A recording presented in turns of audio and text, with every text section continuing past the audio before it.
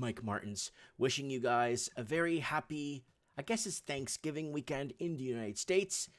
And happy Wednesday to everybody, and people watching us overseas or down under, happy Thursday.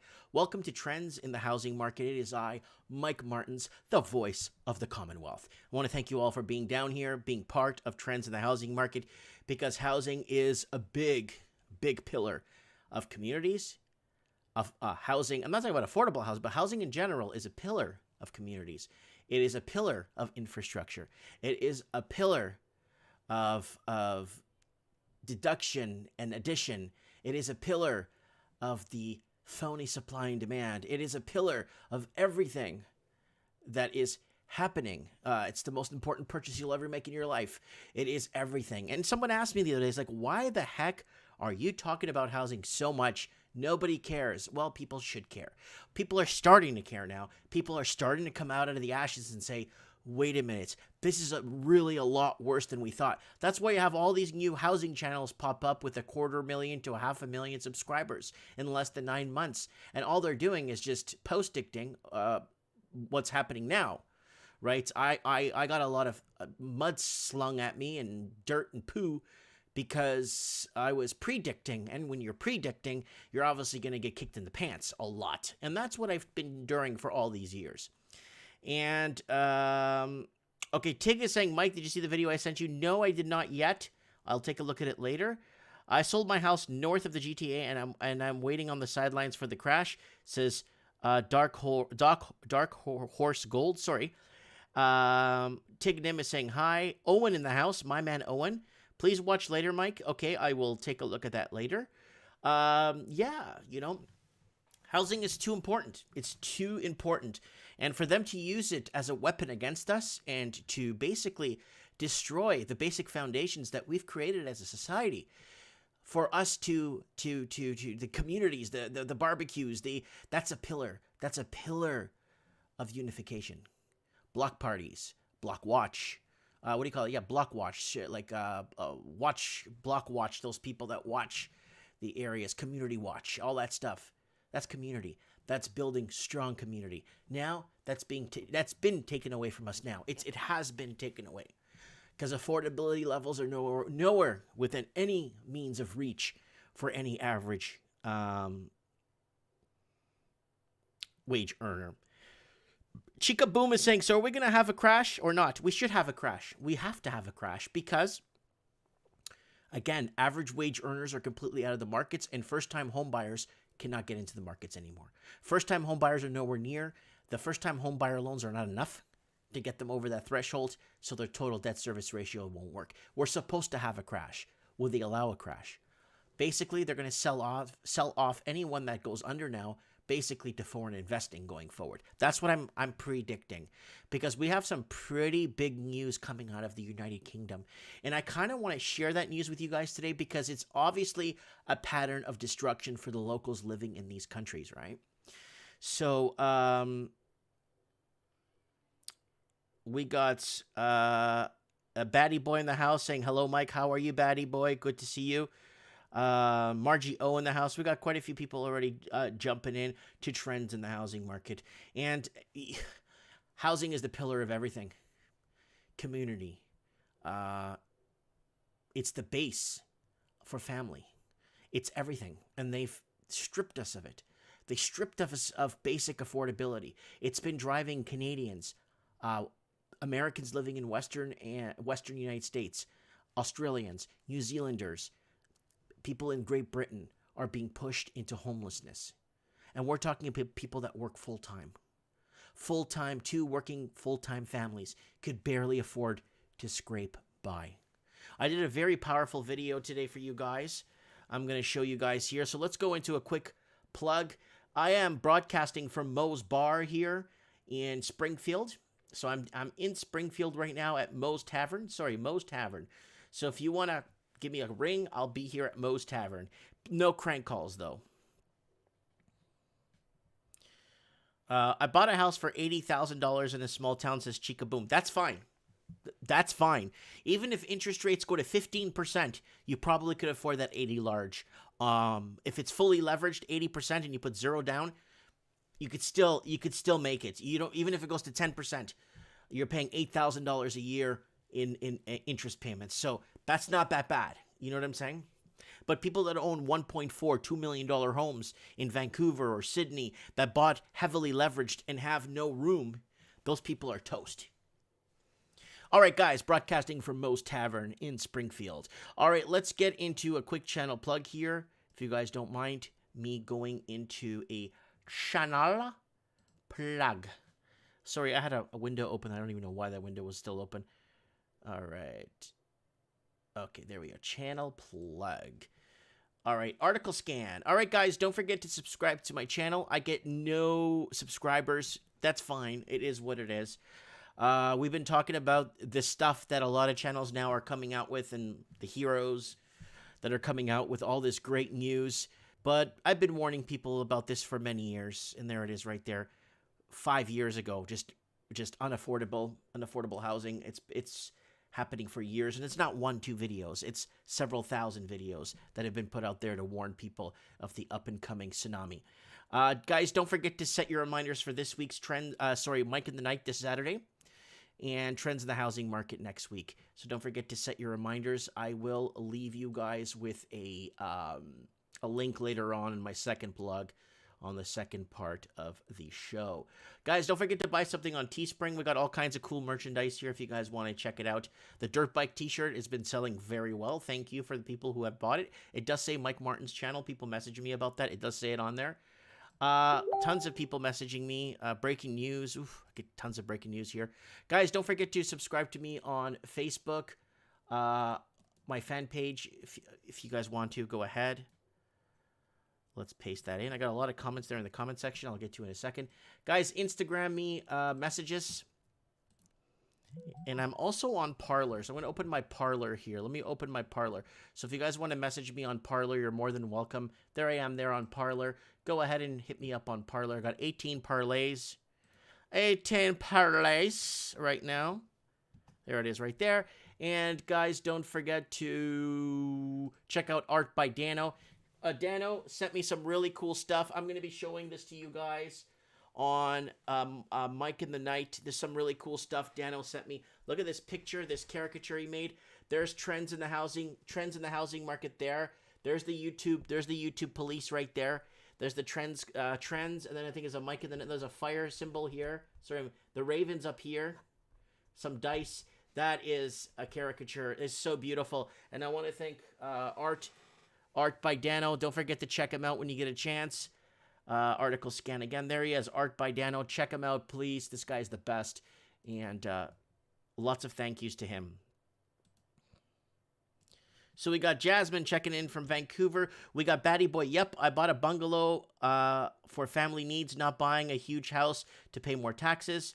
No lacking 100. There will be no crash. They're gonna lock the price in and tie it into crypto, and the global working poor will be locked into the price.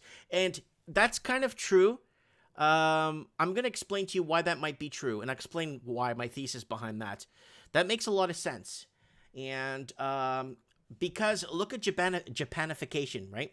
We talked about this 2 years ago, and we brought it up a few more times. How Japan went into this stagflation where everything pretty much stayed kind of in this bubble that it's in.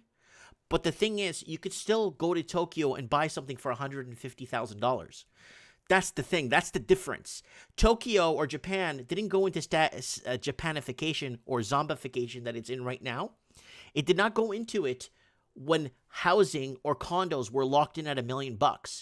People would be doomed right now. And see, that's the difference. If we get locked in the West, let's say in Canada, for example, we're screwed. We have to build other cities. We can't live in our cities anymore. We can't live in the major cities in Canada anymore. We have to go out and build more cities. Same thing with Australia. Same thing with other countries. They just need to go out and expand those areas, right? So, okay, let's get back to lots of comments here tonight. Chica Boom saying, your videos inspired me to move to a small town. I'm still an hour and a half from a major city. The small town has everything that I need for day-to-day shopping. There you go. Chica Boom, if you want to add me on Skype and call in, my Skype is Mike Martins 1980. Go ahead and call in and tell us how that's working out for you. I I really appreciate that, and you could give us a little bit of feedback, because living in a big city is not all the stars and stripes that it's made out to be. Cities are turning into empty shells, and it's going to be not much longer before you start to see them taxing other cities or other municipalities to flip their budgets. They will flip budgets. So let's just say LA County is going to go to Fresno and other areas to start siphoning money off the top there, like the mafia does, to keep their expenditures going and to fund the infrastructure there. So this is the problem with these mass exoduses that are happening.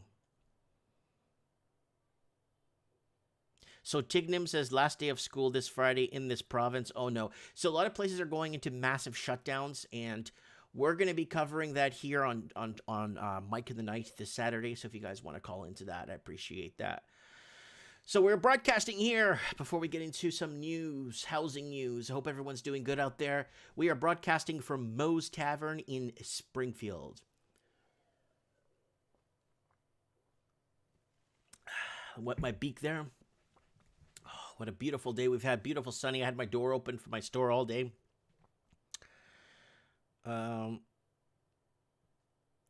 Derek Thomas Zaweski saying, no corruption in Mississauga. That's nice to hear. How high will inflation run? It depends. It depends on how what they do in the Canadian bond markets. It depends on what Canada's asset sheet, Canadian government and the banks, what they own in their asset sheets. Depending on inflation, we won't see hyperinflation. Hyperinflation won't happen in the West. But you will see, you could see people removing their money from the banks and causing a runoff on the currency when they don't have any faith in their governments. And that is running. So let's go really quickly here. I kind of want to plug a post I put up here on my channel so we could kind of follow this on Mike in the Night. So I want to get it out there. So let's go to Article Scan real quick. Let's go back here to community. So I want you guys to go to this community here. And I want you to go to the second post. It has 330 votes. And I want people to poll here. Who is the worst leader poll in your opinion? We will review this on Mike in the Night. Justin Trudeau, Canada at 66%. Scotty Morrison of Australia, 8%. Jacinta Ardern in New Zealand, 8%. Boris Johnson in England, 3%, and Donald J. Trump of the United States of America, 14%. So I'm going to leave this here, and I want you guys to vote for who you think is the worst, who, in your opinion, is the worst. I honestly think in this, I think Scotty Morrison and Trudeau are tied in first for me. That's just me. I think Scotty Morrison has severely betrayed the Australian public. That's just me. It's just my opinion. I'm forming an opinion, right? So, and Derek in the comments is saying Jacinda is in his opinion. So get over to that link I just sent. Go over and check it and vote, please. We will be reviewing this on Mike in the Night because it's kind of important on what is happening. Broadcasting from Springfield, the home of The Simpsons. All right, let's get open some articles. We got some big news coming out of the United Kingdom. So we've been talking about, again, housing in the UK for a long time now. Foreign buyers bulk buying London properties to boost stamp duty savings. Now, this is a big deal. We're going to get Stephen Thomas on the show if he gets a few minutes on what's happening with London. London right now is in a severe unaffordability. I'm just going to bring up the articles because I'm not just going to talk in the wind here. So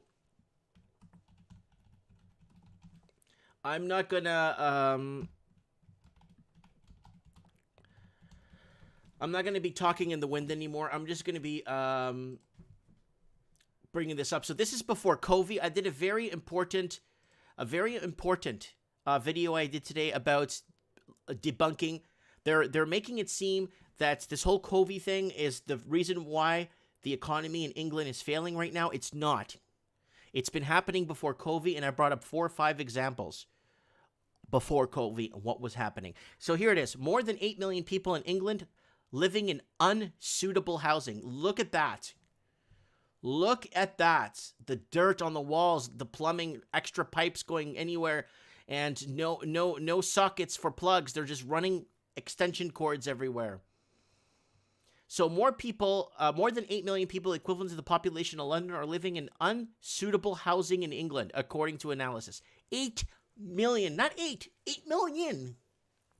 So this is crazy. So now, who is buying? Well, the government will introduce a 2% stamp duty surcharge for non-UK buyers from April 21st going forward. So stamp duty is basically an added service. It's a tax you pay up front.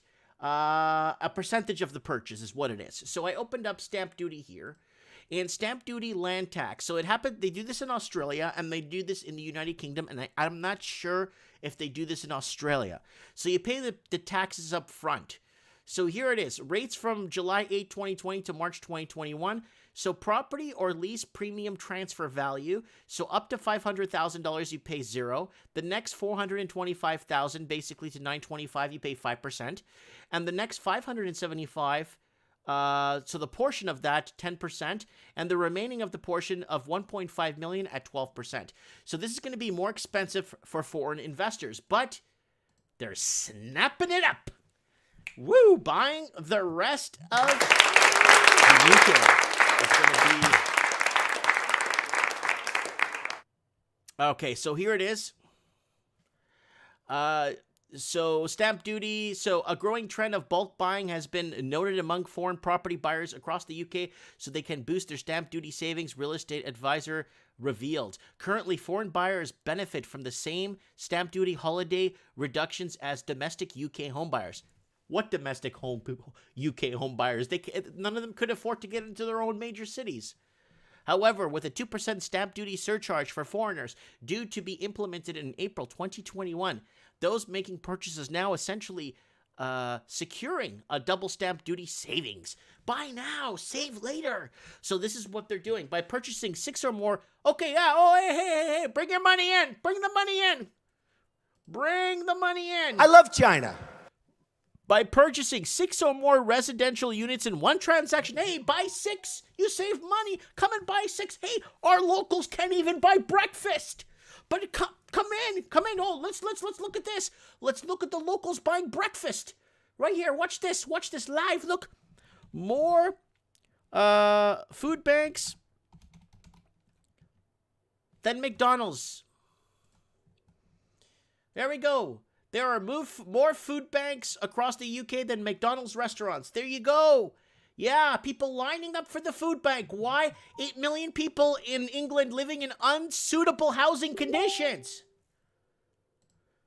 Oh, buy 6 or more residential units. Leave them empty. Leave them empty so that people could starve. Why are people starving? Because it creates artificial bubbles. And when they create artificial bubbles, guess what happens? People starve because they can't afford to jump in. And what was the other one? What was the other one I wanted to show you guys? Oh.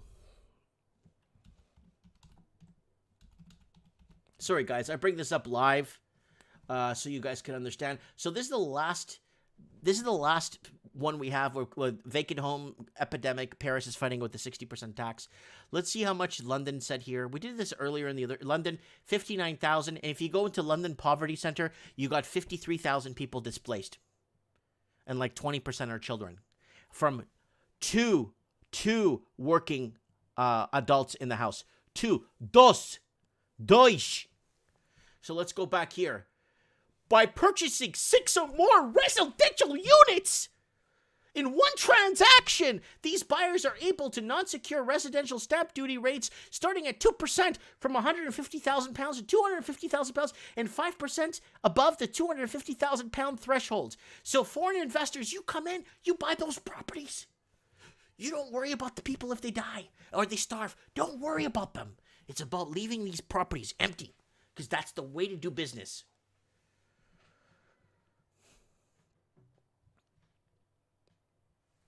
Okay, so here it is. By bulk buying in the residential market, they are able to secure far lower rates of stamp duty And with the weaker pound, investing now is making very good business sense. While the residential rush from foreign home buyers will not dissipate come April, we expect higher levels of investment will continue as many lay future foundations in anticipation life after covi. So what they're doing is, I guess they're going to stretch this covi thing as long as they could until basically the locals are completely bought out of their own markets, and the locals are going to be non-necessary to be in the markets anymore because they just don't own anything anymore, right? So somebody's leaving a YouTube link. I can't open YouTube while I'm live here because it's just going to flag my video.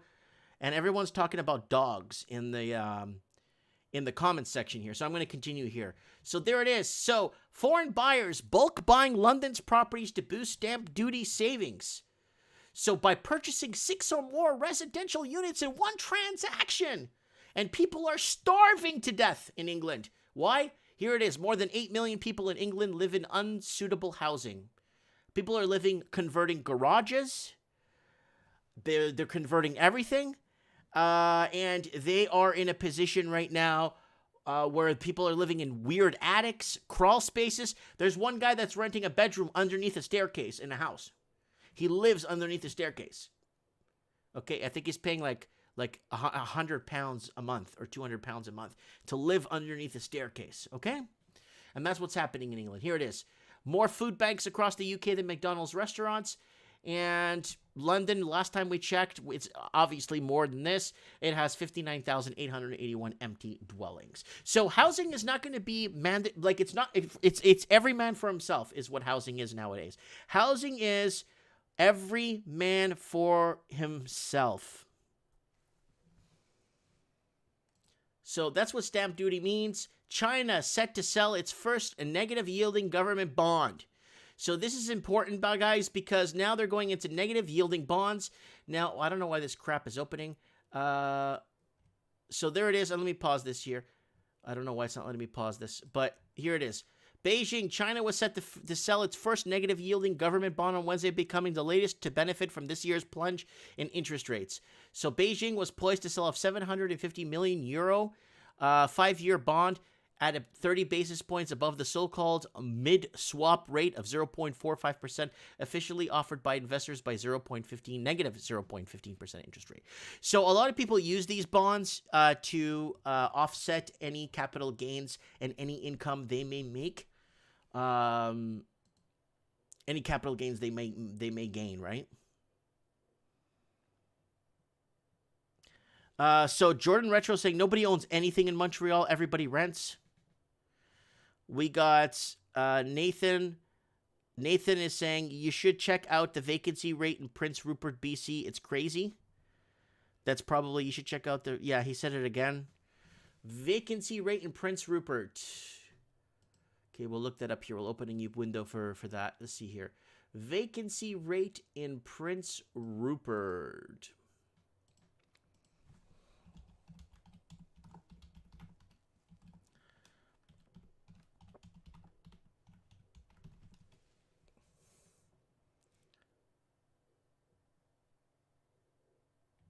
Let's see if there's anything on the news. If anybody's got a link to this, I'd appreciate it. If someone could send me something here. Here we go. Prince Rupert. No, this is just something from 2015. It's old. All right, let's move on here. Dublin's future skyline and the history of high-rise. So there's a lot of foreign companies coming in to build sky rises in Dublin to house the people, and they're obviously going to rent them out. I don't think anyone could own anything anymore in Ireland. It's going to get to that point where you just can't own anything, right? Since the beginning of Dublin's housing crisis, there hasn't been anything 12 or 13 stories in Ireland, so they want to start building these massive skyscrapers. What's the point when everyone's leaving Dublin right now because they just can't afford to live there? What do you think, a new shiny skyscraper is going to bring more people into the city? I highly doubt that. I love China. Doubt that. And let's keep going here. London's Eastern Rising: How Chinese investors behind famous skyscrapers, the cheese grater, and walkie-talkie dream up a plan to turn the city into 24-hour economy to stronghold it against rivals Paris and New York. So this is, I don't know, this is something that's older. This was sent to me. I just looked at it. Okay, Chinese to buy London cheese grater skyscraper. This is from 2017 for 1.27 billion. This is to show you guys that there's huge conglomerates, companies, numbered companies buying up these skyscrapers. And London is still the biggest draw, but where else in the UK are rich Chinese investors buying a property? This is just proof that to you guys that this is happening. And, so I don't just pull one article out of the air. This is happening for real. We'll try and get Super Mario from Maneko 64 to come on the show to explain to us, because he lives in London and it's turning into it's a ghost town. Locals don't live there anymore. It's here. So here it is. So this is what's happening. We're trying to put two and two together with the mass exodus of people leaving New York because of affordability levels. Chinese buyers snapping up New York City skyscrapers. So they're buying up these giant skyscrapers. It's been happening all over BC, Toronto. So New York, back in the high life. So if you do the math and you look at, hold on, there's why, right here. Why are Manhattan-sized skyscrapers, skyscrapers are empty? It all links together. And if you go to here, hold on, you go back to this article, look at New York. Look at New York, 308,000 empty units. It all ties back to just the people parking their money. That's all it ties back to. In the end, oh, Mike, but interest rates are low. Don't worry. Guys, if you're just tuning in, you might want to go back to the beginning of the show to see that London, England. You want to go back to the beginning. I'm seeing a lot of people tune in right now. Go back to the beginning. You want to watch this from the beginning, please. This is very important how all this crap is tying in. So there it is. Chinese snapping up New York City skyscrapers. Now, this is why you're seeing a mass exodus, because all of these Manhattan skyscrapers are empty. It creates artificial shortages. The prices of these units go up, and the locals flee or have to move or relocate, right? And that is why, and then you go back to this article, look how many empty units. These are units that are not hooked up to water or the grid. 308,000, they have been reported. This is reported, right? So let's go over it. London, 59,000. And if you look at London census housing misplaced people that are misplaced that have nowhere to live, it's about 56,000 and there's 59,000 empty homes. So you look at the math. Math doesn't lie, right? New York, 308,000. Hong Kong, 42,000. Paris, 107,000. Singapore, 29,000. Sydney, Australia, 118,000. Toronto, 99,000. Vancouver, 66,000. San Francisco, 30,000. And Los Angeles, 213,000. So if you see a mass exodus of Los Angeles, San Francisco, Vancouver, Toronto, Sydney. I don't know about Singapore. I know Paris people are leaving left, right, and center. I know Hong Kong because of the Chinese takeover. New York City and London. All these places are basically experiencing a mass exodus right here. And why? And this article is from 2016, 2017. These numbers got a lot more rigid and a lot higher since then. And that's what's been happening. And why Manhattan skyscrapers are empty? Well, yeah, that's not going to fly. We know why once you start seeing a Chinese buyer snapping up New York City skyscrapers. How's a foreign country allowed to come in and buy an entire skyscraper? If I go to China and never mind China, if I go to Mexico and I try to buy a skyscraper, they'll throw me out of the country. They'll say, we don't sell to foreigners. Oh, Mike, I know my friend's an expat, been living in Mexico for 3 years. He owns nothing in Mexico.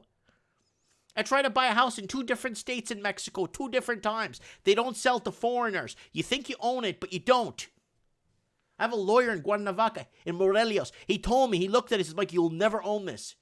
You'll own the house, but they could take the land from you, and then you can't go to your house.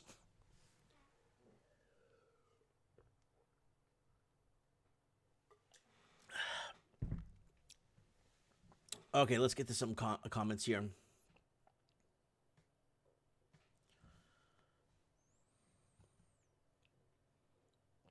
All right. Let's go here. All right, we're back at Mo's Tavern here. Kramer is saying, buy wood, land, farm, Yeah, go off grid. And Leo is saying this all suits the agenda of control. DJI just hit record. Property and asset QE devalues purchasing power and increases asset prices. It's all by design. The Great Reset. This is from Leo S. Leo, come on the show sometime. Come on Mike in the Night and discuss this with us. Owen saying doesn't even matter if you leave the city. Everywhere is overpriced. Yeah. See, Canada's a little bit different because you're not really you're screwed in Canada. Because everyone's left those major cities and have pumped up the values everywhere else. Like me, I bought my house for $260 and I got the assessment at $490 or $510 or something crazy like that. I'm like, what? Well, how are my kids going to get into the market now? They can't.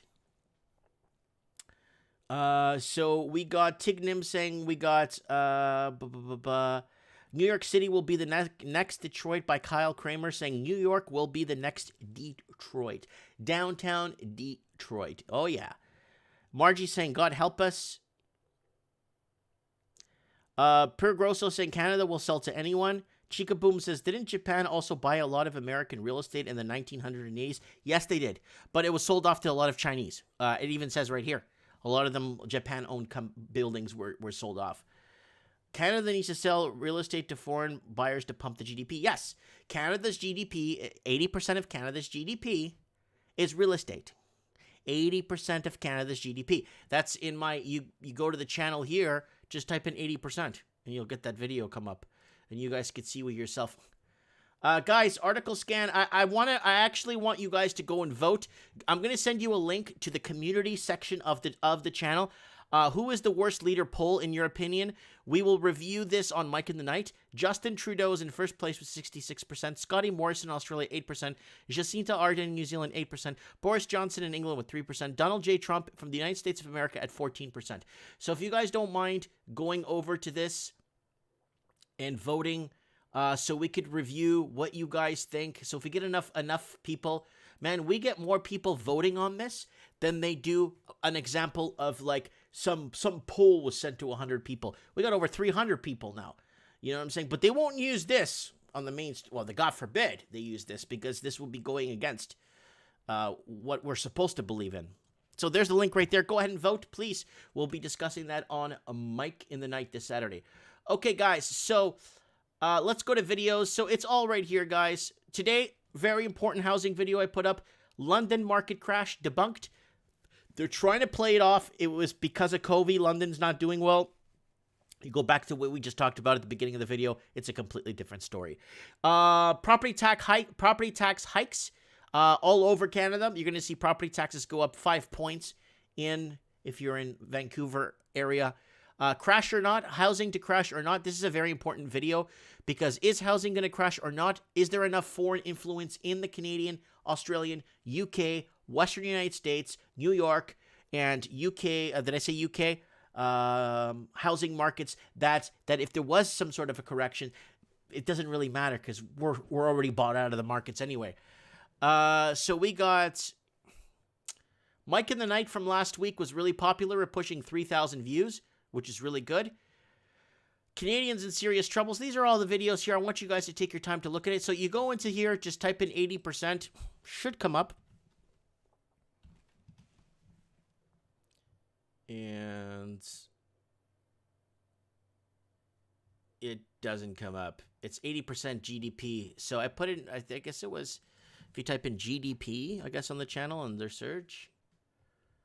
I remember doing that video. I even put that video, the picture of that video on my on a t-shirt I made for you guys.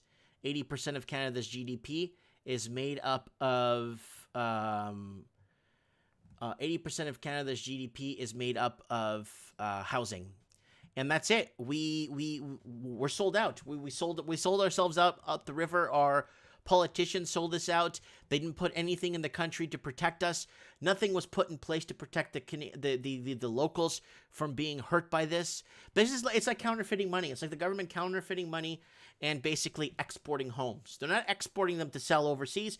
They're just allowing exporting for people to come in and buy, right? And we had Steve Saretsky on the show say that. He quoted that term, Canada's exporting homes. They don't care. First-time home buyers, well, that's too bad if you can't afford a home, because get used to it. That's the way it is. You're an two average wage earner in the house. Merry Christmas, because you aren't going anywhere. You know what I'm saying? Let's see if we could get Stephen Thomas on the show to ask him about the stamp duty.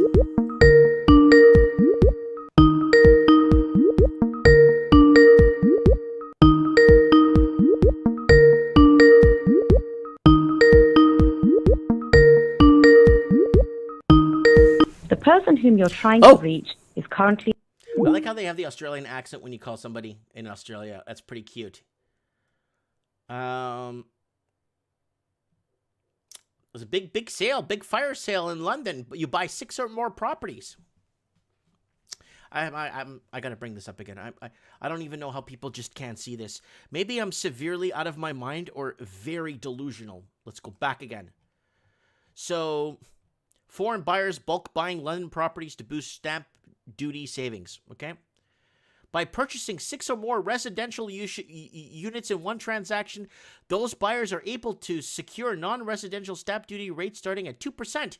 So if you buy 6 or more units and leave them empty, you'll get a good deal and leave the city empty. Right there. And then leave the middle class to flip the bill for the infrastructure, right? Right there. So you buy 6 or more units, and then you go here, more than 8 million people in England living in unsuitable housing. Yeah. Oh, yeah. And more food banks across the UK than McDonald's restaurants. And look at how many vacant homes there are already in London. 59,000. So when they start saying, it's good for business and this and that. But when the locals, average wage earners, aren't criminals, they don't have to park their money in they just buy in their own country. But the problem is, they have major issues now. London is an empty shell. So we're going to get Maneko64 back on the show one day, and he's going to explain to us what's happening in London. He lives in London. He was on the show, and he was telling us that London is a complete empty shell. The locals that were born and raised in England can't even live in their major cities. So by purchasing 6 or more residential units in one transaction, that's not obviously people living in England could do that, right? Right there. Screwing over the people. That's what it is. Research shows people in need outnumber those of social waiting lists 2-1. Yeah. This is a photograph of one of the homes. So I kind of wanted to throw that out there for you guys, because I don't know how to say it. Food banks going nuts in England. Not because of covi. This is pre-covi. This is from a year ago. This article originally was written in September of last year. Let me see if I can find the original one. Let's see if I can find the original one here. It was before way before. This one's in December. Let's see if we could find one here. Man, we covered this on the Mike Martin's channel way before anyone else did. Holy crap. Okay. So there it is. This one's going back to December 29th. So it's all pre-covi. Food banks outnumber McDonald's Britain. Right there. So these countries are in it for selling real estate. I should make a commercial. By purchasing 6 or more residential units in one transaction, not only would you leave the locals homeless, but they're going to have to keep paying for this infrastructure for your streets and your roads and your stoplights and your hookups. And their hookups are going to go up. Their gas, their electricity, all will go up. Why?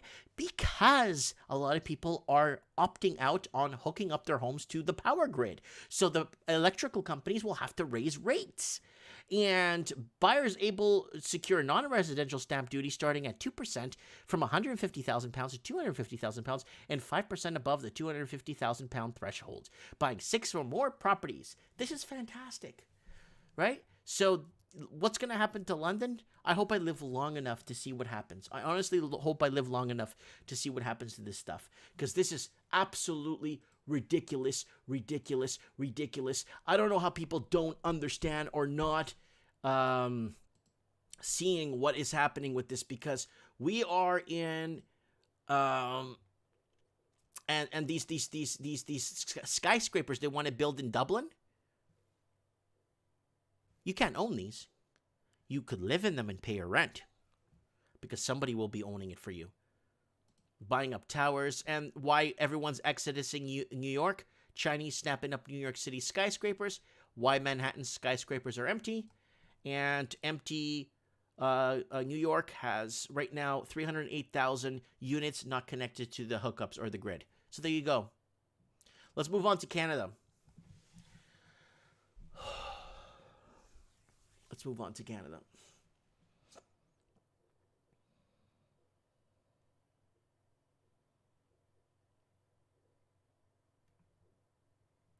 So if they move rates to 0.50 points, it would push many over the edge. That's great. That's exactly.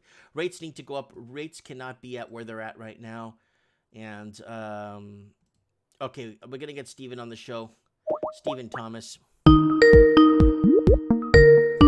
Hello. Stephen, how are you, my brother? I'm very well, thank you. How are you? I'm doing fine. I'm gonna read a little quote here, and then I'm gonna arm bash myself here. Okay, ready? Yeah, go ahead. By purchasing 6 or more residential units in one transaction, these buyers are able to secure a non-residential stamp duty rate starting at 2% from $150,000 to £250,000, and above 5%, £250,000 threshold. So they're enticing investors. It says foreigners here, foreign investors at the top of it, to buy bulk buying, to buy 6 or more units. So what's going to happen to there's no more people living pretty much in London. It's turned into an empty shell. What's going to happen to to these cities? Well, they're going to have to do one of two things: either lower taxation to ridiculous levels to get people to come back, or have more migrants. Well, they're going to have to bring a lot of wealth over to keep this flowing, right? Like, I mean, for Canada, like, we can't find first. So this is so embarrassing. I got an article here before COVID, more than 8 million people in England live in unsustainable housing. And then we go to the next article, before COVID, food banks now outnumber McDonald's in Britain. And this is disgusting. And in the picture, you see a Lamborghini on the street. So what's going on? Like, this is absolutely disgusting. Now, who's going to flip the infrastructure bill? Are they just going to raise taxes on the locals that are living there, or what? Well, basically the way it works is those people who are defined as wage slaves, for want of a better description, will pay more taxes on their jobs, and those who are business owners won't. So what happens when people can't lay roots or can't get into the city to get a job? Like, do you see a lot of corporate businesses moving out because they can't hire qualified people anymore? Yes, that's right. In the Melbourne, Australia context, you've got upwards of 1 million inquiries on moving out of Melbourne in the last 6 months alone. 1 million people leaving, mass exodusing the Melbourne and Victoria, Australia. In terms of inquiries, looking at other properties, both within the state of Victoria, outside of Melbourne, and in other states. Okay, stamp duty tax. Stamp duty. Explain to us, living in the West, because we pay property tax on a monthly basis, which is a good revenue for the federal government. And how does stamp duty work, let's say, in Australia? Australian stamp duty is a state-based tax based on the purchase price of a property. So in the example you just gave in London, it comes from London originally. In that example where you've got 2% instead of, say, 5% of stamp duty on a £600,000 or less property, you've got to ask the question, what are you going to get for your money? And the answer is probably not very much. Do people continue paying property tax on a monthly basis like we do in Canada and in parts of the United States? Yes, it's called council rates for local government. Okay. And how much do they, on average, what is it, a couple of $100 a month, or less than $20 a month, or It depends on where you are. If you're in a rich area, it can be upwards of several $1,000s a year? a month, equivalent to your property taxes. So Wow. if you live in a really rich area with a big property, the valuations for council rates are all blown out of proportion by the recent boom, and you're paying a mint. So this is a municipality tax. This goes to the Correct. specific municipalities. Like, so anybody paying property tax or council tax in Melbourne, it would be going to the state of Victoria to use for infrastructure and stuff, right? For the stamp duty, yes. For the council rates, they go to the local government authority. Okay. Interesting. This is not good. I mean, I don't know, like people are bulk buying in London. We have articles. I have articles at the shop I was looking at where Chinese investors buy entire skyscrapers in London, like entire skyscrapers.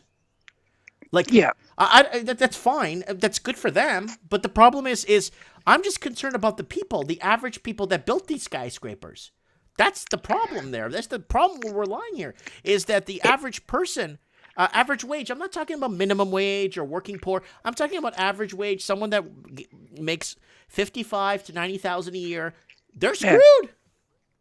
Yes, absolutely. And that's why they're looking at leaving, because they can't get ahead of themselves. So do you think you're going to start to see more of those? Like I remember when you came on Mike in the Night, you explained to us that you're going to start to see more towns expanding outwards because of this problem in the major cities. Like do you see like an hour, 2 hours away from Sydney and Melbourne? Do you see bigger, like smaller towns expanding? I know Hobart expanded threefold, right? Yes, correct. Now, there is a town in regional Victoria called Warrnambool. Good luck in trying to pronounce it if you've never been there. Now, that town is on the beach front and has expanded in property values by 22% in 6 months. And that is the equivalent of Hobart. Yes, 22% in 6 months, and it's the equivalent of Hobart, so it's like in Tasmania, right? So correct. Now, that's on the shore of southwestern Victoria, about 3.5 hours away from Melbourne southwest on the railway line. Interesting. You can live on the beach. You can still get $1,000 down for a townhouse, 3-bedroom townhouse. You can still do it, but the chances are getting more limited. Wow. I honestly did not, I know it was bad, and I know this has been getting really bad. This is deteriorating at the seams, and housing is the pillar of society. Housing is the pillar of infrastructure. Housing is the pillar of creating family values. We don't have that. We're screwed. Yes, all of us are. Yeah. I'm just trying to make sense of this. They're advertising to sell their country out. And Canada's the same thing. Australia's been bidding to rich. Have you seen a lot of rich foreign investing lately in Australia after covi? Yes, I actually met one yesterday. Mm-hmm. And he was from Singapore. Yeah. And they're not just looking at Melbourne and Sydney anymore. They're looking at expanding the breadth of Australian property. So they're going to go coast to coast, basically. More or less, yes. Or whatever cities that haven't been bought up yet. Wow. Or whatever ones are still in their infancy. Wow. But then what happens to the Australian proper? Like, there's so many displaced people. Well, they're not having kids, so a lot of the bloodlines are going to stop right there. So what happens to the Australian proper, let's say, in 10, 20 years? I mean, yeah, they're going to fizzle out. How long before Australia fizzles out and becomes something else? Well, it's already fizzling out right now. The reason why I say that the education system is geared to a job or employee system that really, as of right now, no longer exists plentifully to allow people to survive. You've got to be an entrepreneur. I don't even know what to make of this anymore. I honestly don't, guys. I don't know how to make of this. I can't see. The only thing I could see is, okay, how are the sanctions between Australia and China? I know they're pretty brutal for Australia, and a lot of people don't Yes. know what's been happening with China and Australia with the sanctions. Maybe you could brief us on what's going on so people can understand how serious this is. With the exception of our iron ore, pretty much everything is on the line. The reason why iron ore is not on the line just yet is because their steel buildup is so large, it makes the US industry look very small. Mm-hmm. So the Chinese are building. I thought China made an agreement with Mongolia to buy iron ore. Yes, but you got to remember the quantity and the quality isn't quite there yet. Okay. It will happen in about 5 to 10 years, but just in the interim, it's not quite there. So I see what's happening. So why do you think Australia is going to stand up to China and say, okay, you're sanctioning us on our beef, our pork, our wine, our this, our that, and you're killing us here with your sanctions? What if Australia stood up, starved for 3 years, and then when China comes back and tries to buy from Australia, they could tell China to go to hell? Do you think they'll do that? No, the lay of the land here is they want the money now. So that's their. It's like their religion, money. Yeah, my religion is my wife and kids. Yes, which is pretty much 90% of the population. Mm-hmm. Money. Steve, is there something that we're not being told about money in the next life? Like if we have so much here, does it make it better in the next life? I mean, do you know anything about that, Steve? No, I don't. But Okay. I do know one thing: money is not only an energy form in terms of, like, if you look at crypto and power sources to generate it, but also if you have a good relationship with money, you'll live a better life because it's a tool to help you. Right. Interesting. All right, Stephen. Thanks for coming on and answering these questions for us. We'll get you on Mike in the Night if you get some time, okay? Yes, certainly. God bless you. No worries. Thank you very much. Bye. Bye-bye. Bye. That is Stephen Thomas from Melbourne, Australia, in Victoria. We kept track of him during the major lockdown in Victoria. They're trying to do a major lockdown here in Canada, like a 6-month lockdown, a complete lockdown. And they're trying to do the same thing they pulled in Victoria. I think he was on lockdown since February or March, and they finally lifted his lockdown conditions. So,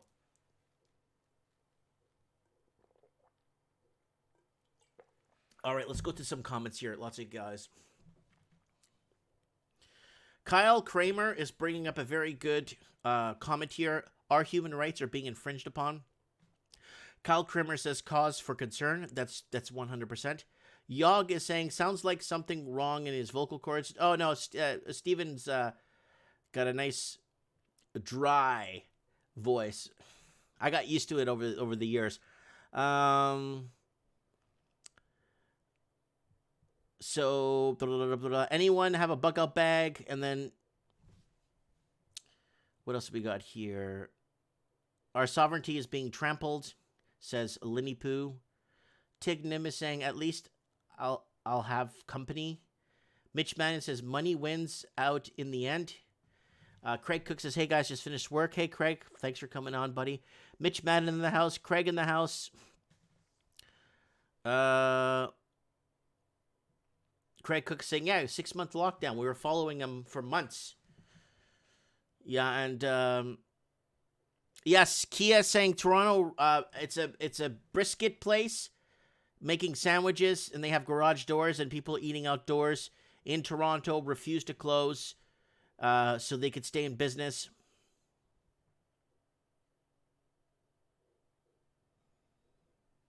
Complete lockdown, but leave your door open for... Yeah, we're in complete lockdown, but leave your doors open for foreign investors to come in and buy 6 properties If you're just tuning in and wondering, what are you talking about 6 properties? Go back to the beginning. You're going to want to watch this from the beginning. 6 properties. Right there, 6 properties. All right, let's get Lenny on because she's a real estate agent and she's been doing this. She's been in the real estate for the last 100 years, so she could explain to us.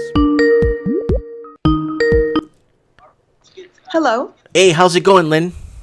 Oh, going good. Thanks, Mike. What do I need to do? I need to shut this off. Sorry. Yeah, because you're just trailing behind me there. Right. So just forgive me while I do a quick arm bash here. So look at this advertising. We're on lockdown. Everyone's starving. They're shutting down small businesses. But wait, if you buy 6 properties in London, you're going to save money on taxes. Yeah. I don't know much about the London market, but I'm going to take a wild stab that who are they looking for? They're looking for a buyer, right?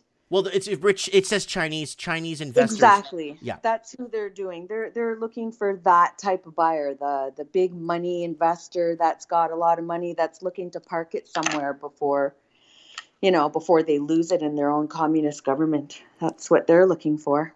But it's turning our countries into communist governments too. Yep. Yeah, you're right about that.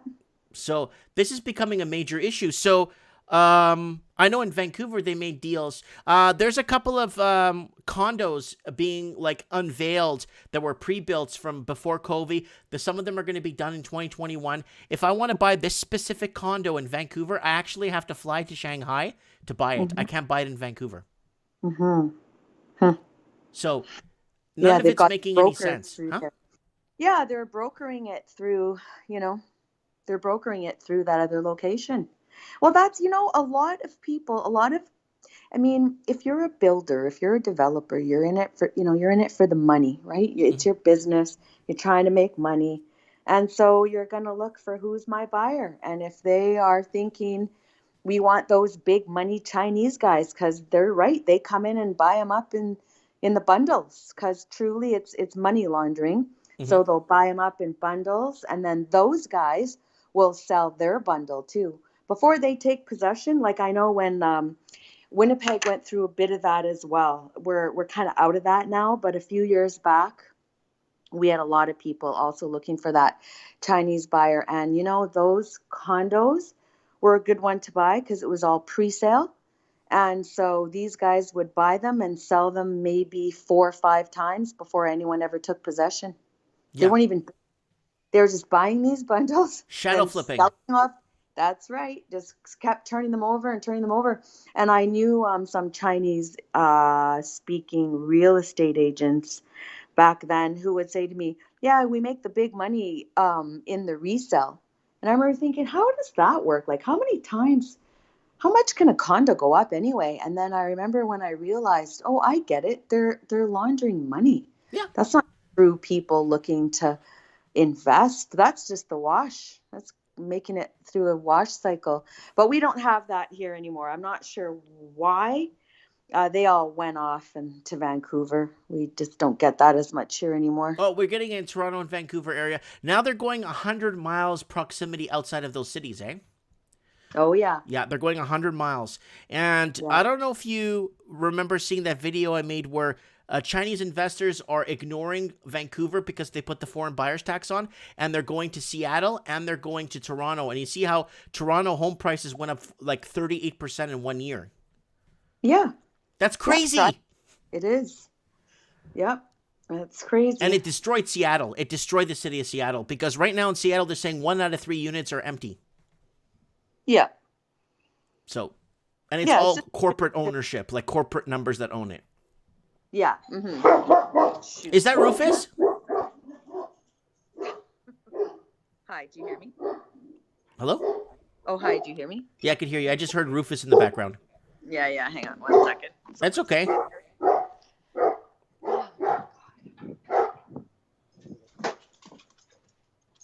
So the Raven's saying, I'm about to knock on Lenny's door. The dog is going to start barking. Yeah. Door's unlocked. So sorry about that. Don't be sorry. That's fine. So So that's it. I'm lost for words. I don't understand.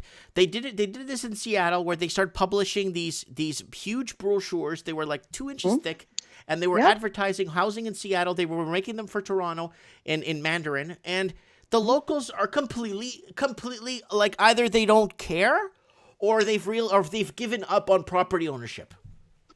Well, you know, you have the right to sell to whoever you want, and these builders are that's their target market, right? So when you go to build something, you've got a target market in mind. You have a price point and location. I mean, you've got an idea of who you're going to sell to. I mean, if you were selling a bunch of toys, like, do you want to sell one board game or do you want to sell like a pack of 20? You know, It's like that. They're trying to bulk sell. That's just a bottom line. That's just looking after their bottom line. That's all. That's fair and square, I guess. And it has a lot to do with our governments not protecting our borders. Well, you're right. That would be at the government level. And they tried, right? Governments definitely seem to have tried. Not really, because they were lobbying for more. When you look at that article I bring up a lot, Canada wants more Chinese, 500,000 per year. That doesn't go under our migrant clause. That goes under investment. That doesn't show immigration. That doesn't get shown on Stats Can as immigration. That gets shown as investors. Mm-hmm. So 500,000 per year, and that article is from 2016. We're in a lot of trouble today.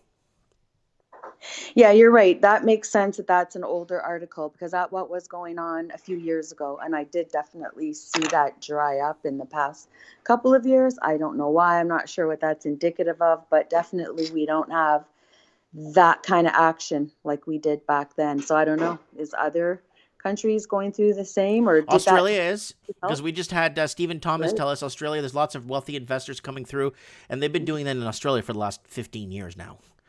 And New Zealand is turning into a nation of renters because of it. Right. And they're saying like 1 out of 3 homes are empty in New Zealand, and it's pushed people into living in their cars. The government's forced to house people in hotels. Entire families in hotels because they can't afford to get by. And we're talking people like with major income earners are out in the cold. Yeah. Those highly sought locations. That's what it is, the highly sought location. So go to something that's a little less highly sought. You know, the smaller towns, like you said. Because that's what you're paying for. You're paying for that prime real estate. Mm-hmm. You know, just get out of it. Then that Vancouver's prime, Australia obviously is. You know, those areas that are classic and has only a limited amount of space. Do you find it sad that the locals that were born and raised and educated there can't live in their own cities anymore? I do. I hear that. We don't have that here, but I hear that a lot from people who come here from Vancouver. They say, I don't even recognize Vancouver anymore.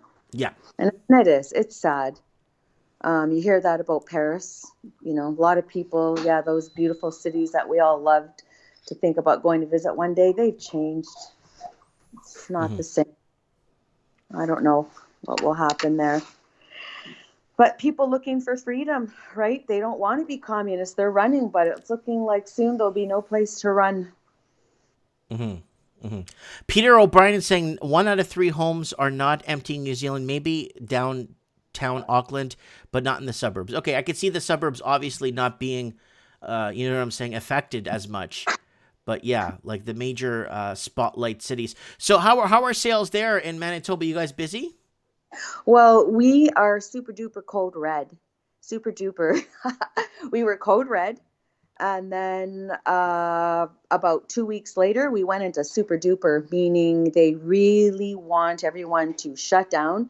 You're only allowed to buy essentials. Anything non-essential is roped off or cordoned off, and you're not allowed to go near it. And you're not allowed to go to anyone else's household, right? So I think people are trying to listen. And so, I really noticed that since the super duper code red, it's kind of a bit of a stagnant right now. How's Raven taking this super duper code red? He's all right. He's not. Um, I'm not. yeah. Yeah. Yeah. You know what I mean? The state we're in here, right? We're in our flu season. We get flu season here. Mm-hmm. So I just knew that was going to happen. Like as soon as flu season hits, that's a big excuse to shut us down. So we're shut down. Mm-hmm. We shut down. And there may be, like there are a little bit of sales, but it's going to be slow and it's to be expected. I have no idea when they're going to lift it. I can't see it. What are we going to start getting help? I don't know what that means. It's insanity. It's normal flu season. There's no more deaths than usual. It's just a cases count. It's like cases. You could be healthy and it's a case. Yeah. But tested positive. So, but because a lot of people are under that spell, so it's a bit dry right now. My landlady was shouting at me. I told her they might shut me down because I'm not essential business. Yeah. But the marijuana store beside me is essential business. They'll stay open. And so would the liquor store beside that one will stay open because that is essential business. Unfortunately, I am not essential business because I sell toys and games and stuff. So they'll have to shut me down. It's classic control of the people, the populace. So the rulers throughout history have always looked at what will the people do when we do this. This is classic. So they don't want us revolting. And if they take away people's alcohol and drugs, they're going to revolt. Take away their rights, take away their freedoms, go right ahead. But you take away that and there's revolt. So it's managing the revolt of the people. They're still trying to lockstep us. So that is a no-brainer. They're not going to. It has nothing to do with health or anything that makes sense. It has to do with getting us nice and under their thumb. So without the revolt, it has to be nice and slow so that it's a slow. Nice and mellow like Hindu cows. Yep. We got Thomas in the comments saying, if I heard correct, our corporate banking system is involved with this money laundering. Go figure. Maybe I'm wrong. No, Thomas, you are right. Go look at Westpac. Westpac now is on the hook for 19 million charges or infractions of money laundering in Australia. Just Westpac alone, 19 million infringes, or they're being charged for 19 million individual infractions in money laundering. That's just in one bank in Australia. That's actually released some numbers. All right, continue. Yeah. So I just wanted to kind of throw that out there because I just want people to know we're I don't know what to say, Lynn. I really don't know. Like, if they shut me down, but everything else gets to stay open on my block because everything else is like drugs and booze, but I have to close. I have to be the only store that closes on my block. That's not fair. No, it's ridiculous. We were at the store today, and it just makes no sense because we're looking at items, but there's a tape there, so you can touch the item, but you can't buy the item, but you can buy the item that's right beside it. This is nothing that has anything to do that makes sense with viruses and the viral, biocosm. Come on. It's just trying to get the message that they just want us to listen. Just listen to what they say. That's all. And they lie. They give skewed numbers. Like they count the cases. And today there was a big press conference, with our chief medical doctor. And the truth is, like they try to make it seem, they'll say, there's 120 people in ICU. Okay, how many of them have COVID? Right, 10. So in Manitoba, 10 people are in ICU of COVID. Not that that's, like to scoff at, I'm sorry, but these are typically very old people with 2 or 3 underlying conditions. Yeah, exactly. And I'm not trying to diminish it, but if they would have said how many last year, but it's the same. It's the same numbers. Nothing's changed. The death rate's the same. So I'm sure if they would have tested every healthy person, they would have found the same result that, yep, hey, guess what? You got virus fragments. How much you want to bet? But they're not going to talk that. They're just going to, put their little headlines and then have everyone reiterate them. And no one wants to say, that's nice. What is a case? What's a case again? Tell me all about what a case is. Well, it's like climate change. Well, we can't argue the climate change because it does. They phrase it in a way where it's massaged into the status quo, right? So yes, climate changes. It's going to be warm tomorrow. and then it's going to rain on Saturday. Yes, climate is changing. So we're not going to argue that. But they're saying, oh, but our impact and this. So they kind of rephrase it in a way so you can't say that there's no such thing as climate change. So you get me, right? So it's the same thing with the cases and covi and all that other garbage. They're trying to, And you know my favorite is when they have more cases than population in that area. That's my favorite. Or more votes. That's for the U.S. More votes in a certain area than people living there. That's right. Yeah, exactly. It's that thing. So we've got that going on bad around here, and they're picking on us because we are cold. We do get colds, and so shut us down. So fine. What are we supposed to do? We're used to hibernating anyway. It's a little soon to start hibernating, but what are you going to do?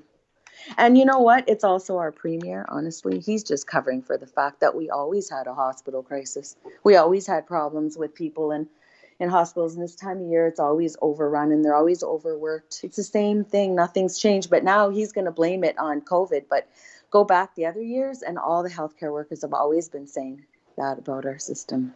It's just passing the buck. Mm-hmm.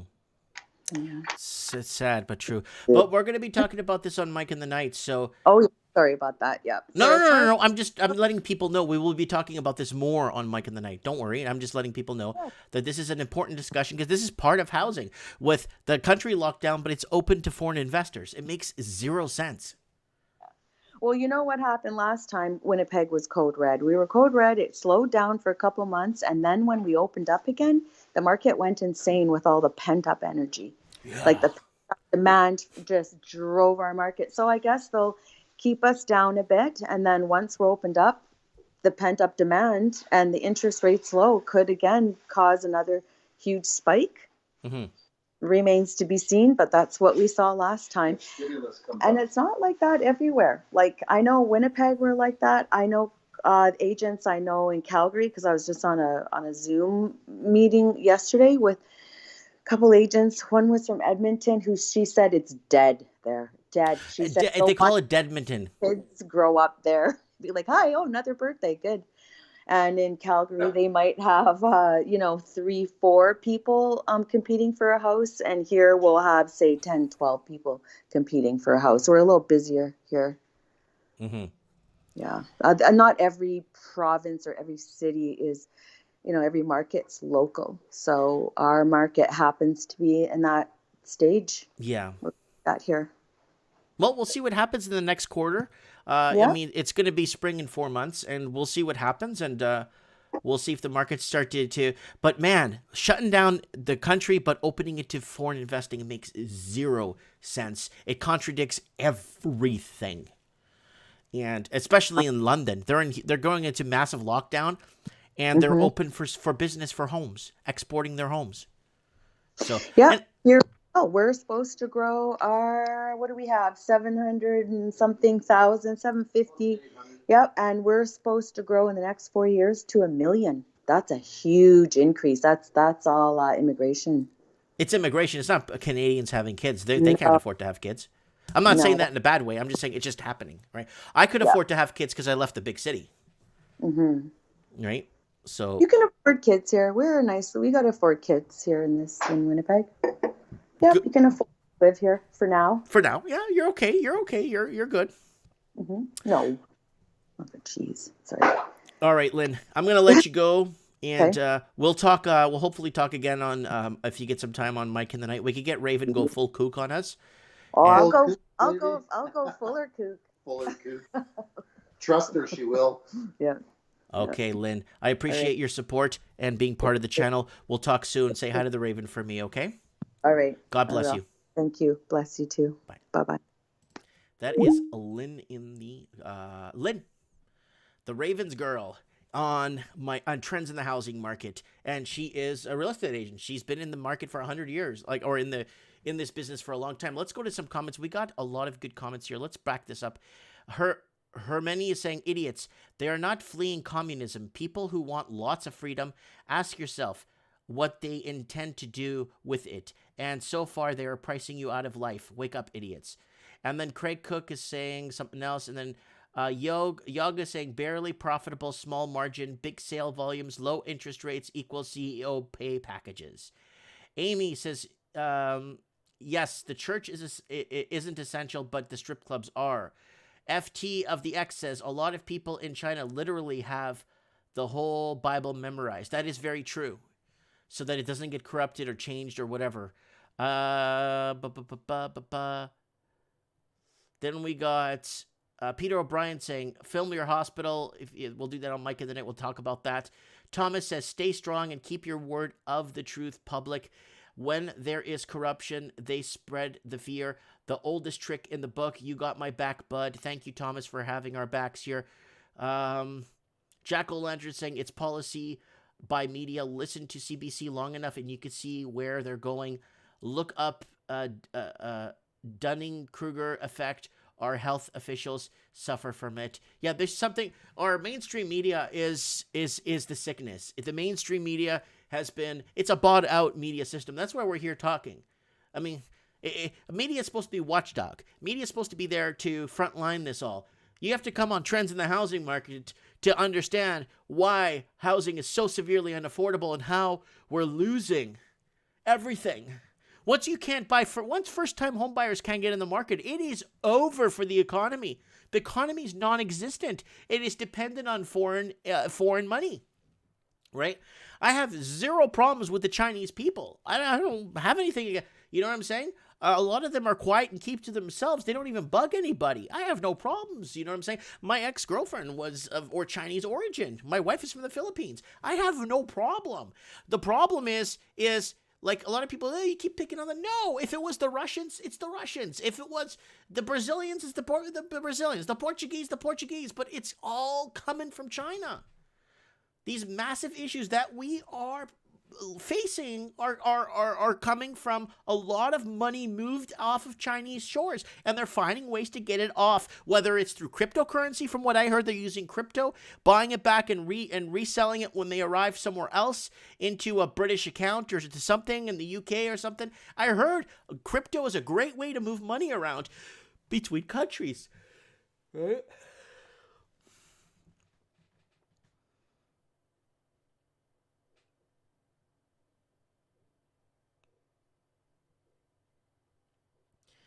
So someone is commenting, where are the poor and / uneducated people running from communism?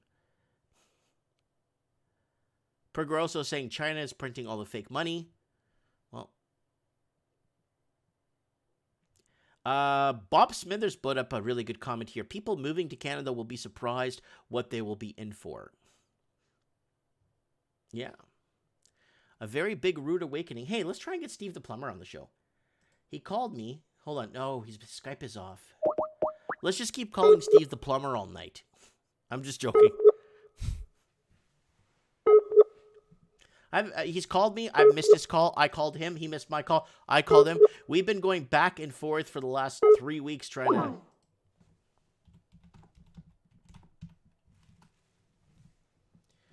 Let me see if I can get... You know who I haven't had on the show? Gary Medeiros.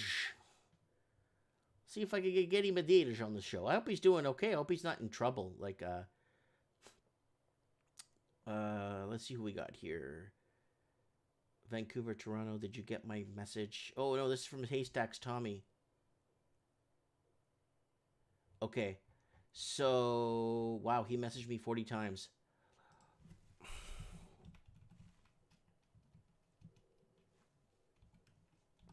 Let me just message him back. Sorry, guys. Sometimes I don't have my Skype on through the week. It just gets pretty busy where I'm at.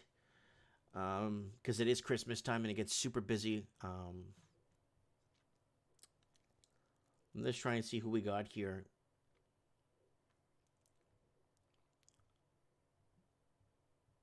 I really want to get Gary Medeiros on the show. It's been a while, and he's out east, and he's been on the sidelines to pick up a property. So it'd be really nice to hear what he has to say and what is happening in his neck of the woods.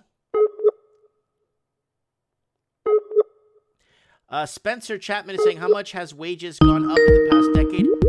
They've gone up almost zero in the last 30 years when you adjust it to inflation. Let's see if Gary Medeiros picks up.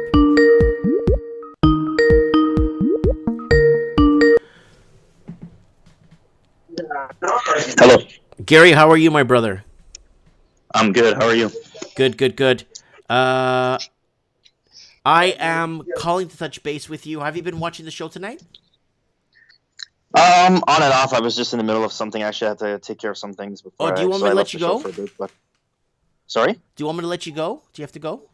No, I'm okay. I'm okay. Okay, okay. I'm just calling. I don't know if you picked up the beginning of the show where countries are going into lockdown, but they're open for foreign investing in London. If you buy 6 or more properties, you get a discount for foreign investors. What the hell is going on?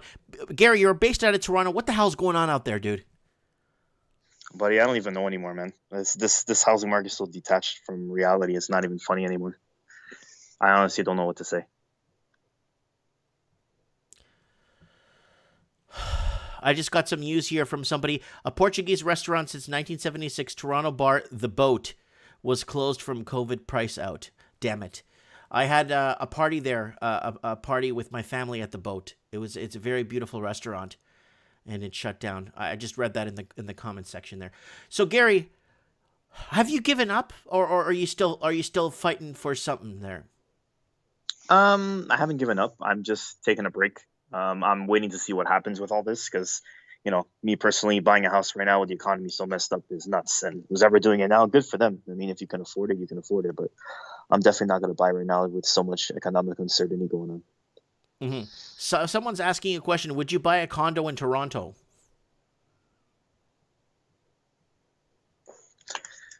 Hello? Yeah, someone's asked the question. Would you buy a condo in Toronto? No, it's the strata fees going up. The all that crap is going up. We just had Thomas join the channel. Welcome to the family. Thanks for joining the channel, Thomas. So, Gary, come on, tell us. I know you're loaded with so much information. What are you seeing on the ground? I know this is upsetting. I know this is tough. I know you've been waiting on the sidelines. I know you've been waiting for a correction because we should have had one 3 times by now. Probably more. Yeah. And I don't know if you saw the beginning of the show where I was freaking out and I was bashing my arm the whole time in complaining that here we go, lockdown in London, but it's open for foreign investors to come in and buy 6+ properties to get a deal. What the hell? Yeah, I don't know. I guess that's just people, trying to get their economy going, I guess. I don't know what else to say about that. I don't really focus too much on everywhere else. I mean, Toronto's really where I'm focusing on, or at least in the GTA. Gary, if that's happening in London, that's happening in Canada. In Toronto, they're going to do a better deal. Hey, how about no property tax for 3 years if you buy in Toronto, if you buy 6 or 7 more properties? Yeah, like I said, I don't even know what to say anymore. Because that's what I'm trying to tell you, Gary. If London's doing it, you don't think Toronto and Vancouver are going to say, hey, how about no property tax for 3 years? Yeah, I don't know. They're going to have to do something too, because right now what's happening in Toronto is everybody's leaving, right? So, everybody who doesn't have to work in Toronto or works in Toronto, but can work remotely now because everybody's working from home. Everyone's leaving Toronto now, right? So Toronto's economy, we'll say, is in jeopardy because a lot of people are leaving. So that's a lot of taxes not being paid, property tax, that sort of thing. So. Mm-hmm.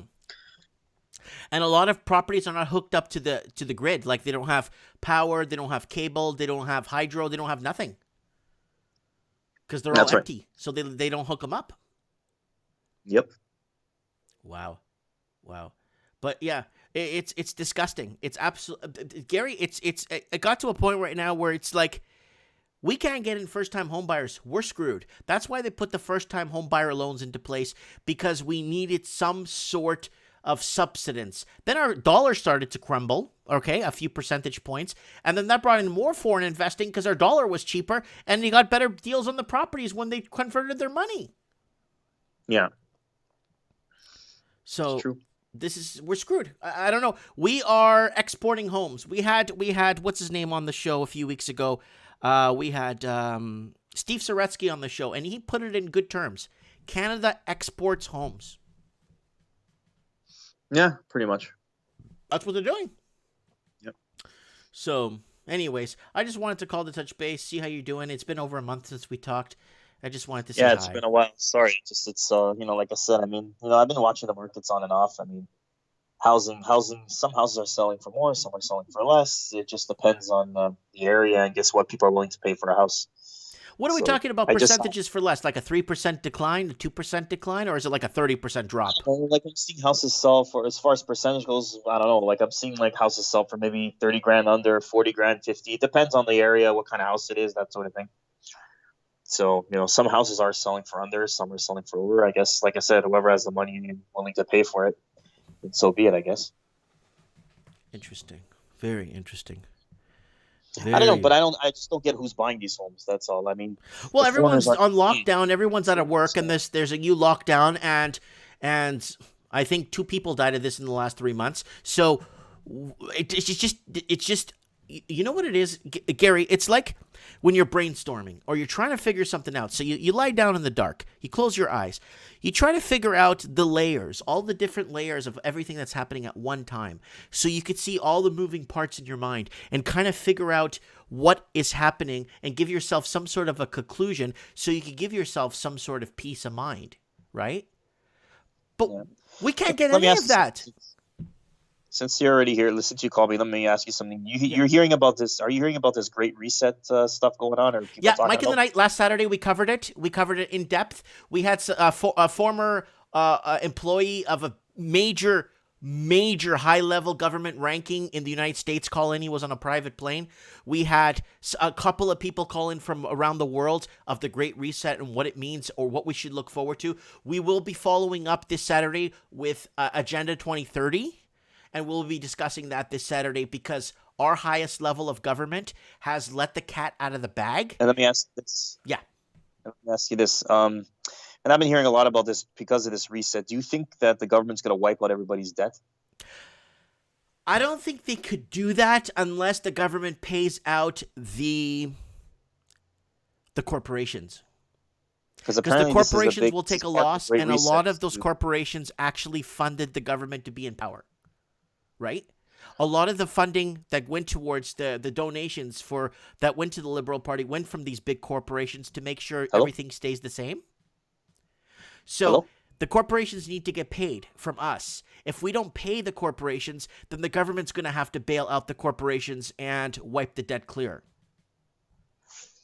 Yeah, I guess that makes sense. There's no other way around it. They're not going to tell the corporations. The government of Canada won't tell the corporate Visa, MasterCard, the home credits and all that stuff to tell them to screw off. They're going to actually pay them off so the corporations don't lose and the people get wiped, and they might be taking people's assets away in return for clearing their debt. I mean, that is a possibility. I think that happened somewhere in Eastern Europe in the 1970s, if I'm not mistaken. I got to look into this. I think this happened before in Eastern Europe in 1971, 1972. I'm not sure when. Around that time, I know something like this happened. Mm-hmm.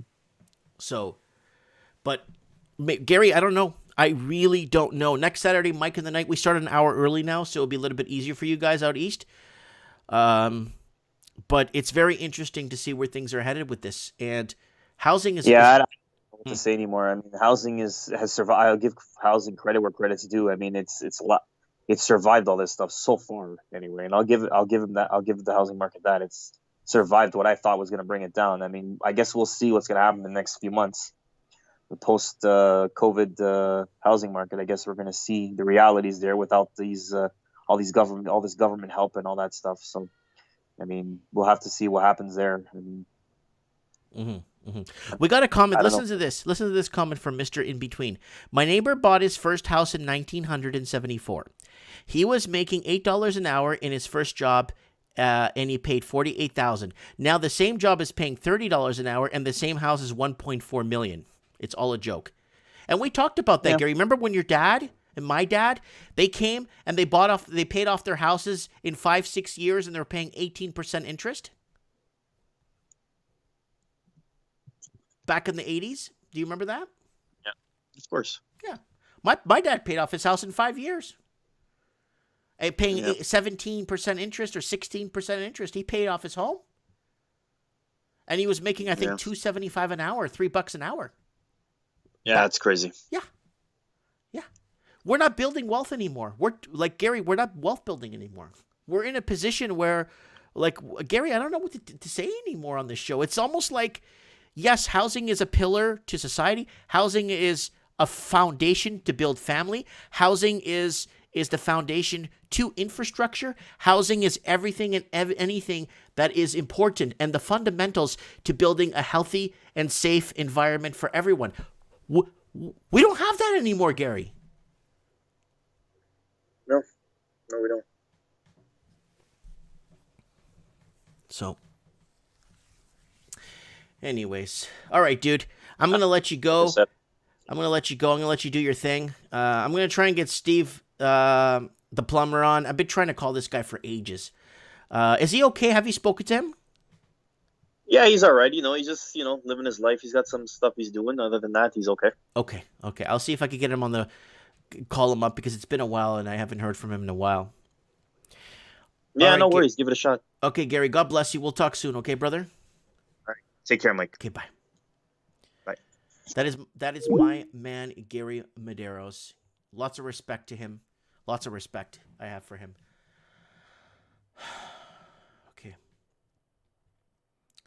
Okay, Steve looks like he's got his Skype on. Let's see if he wakes up here.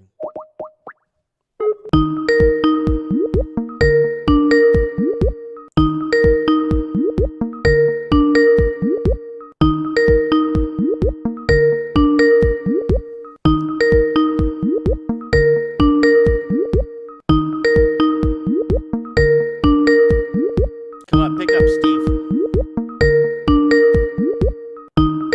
I know he's really busy. I know he's busy. I know he's tied up with a quadrillion things.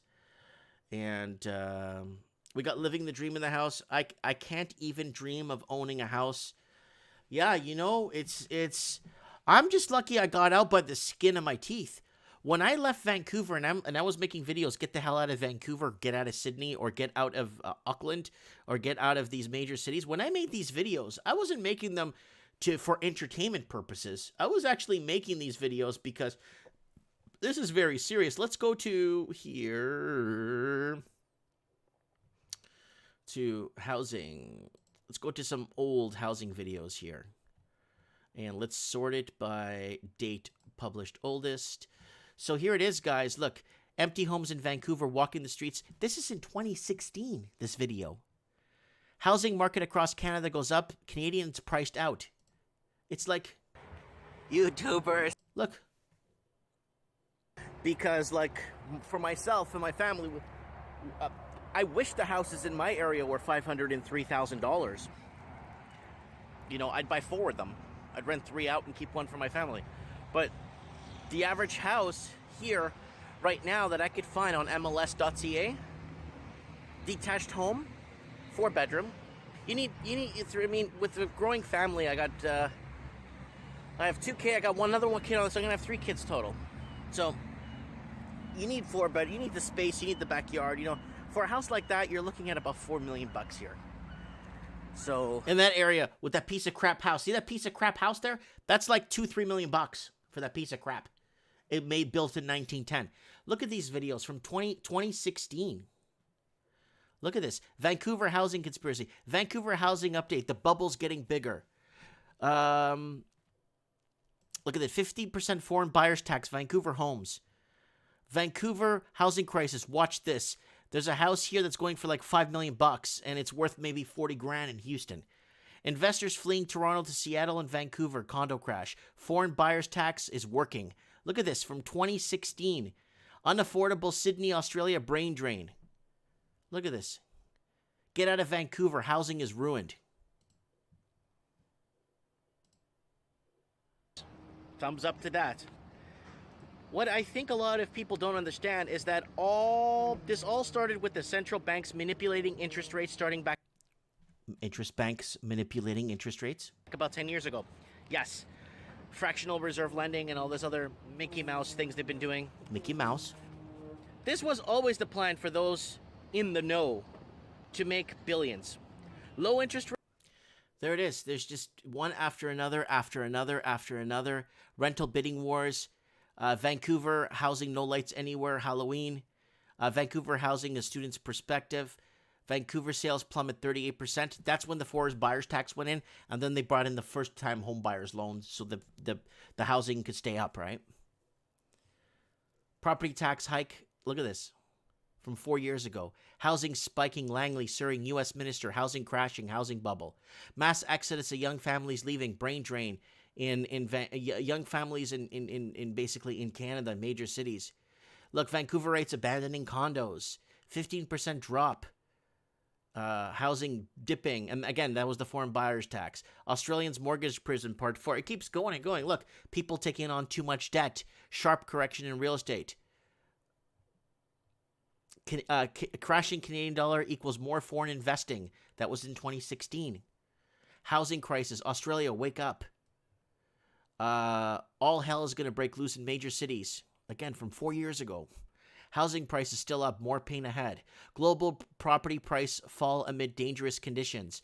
It keeps going and going and going and going and going, and it's not getting any better.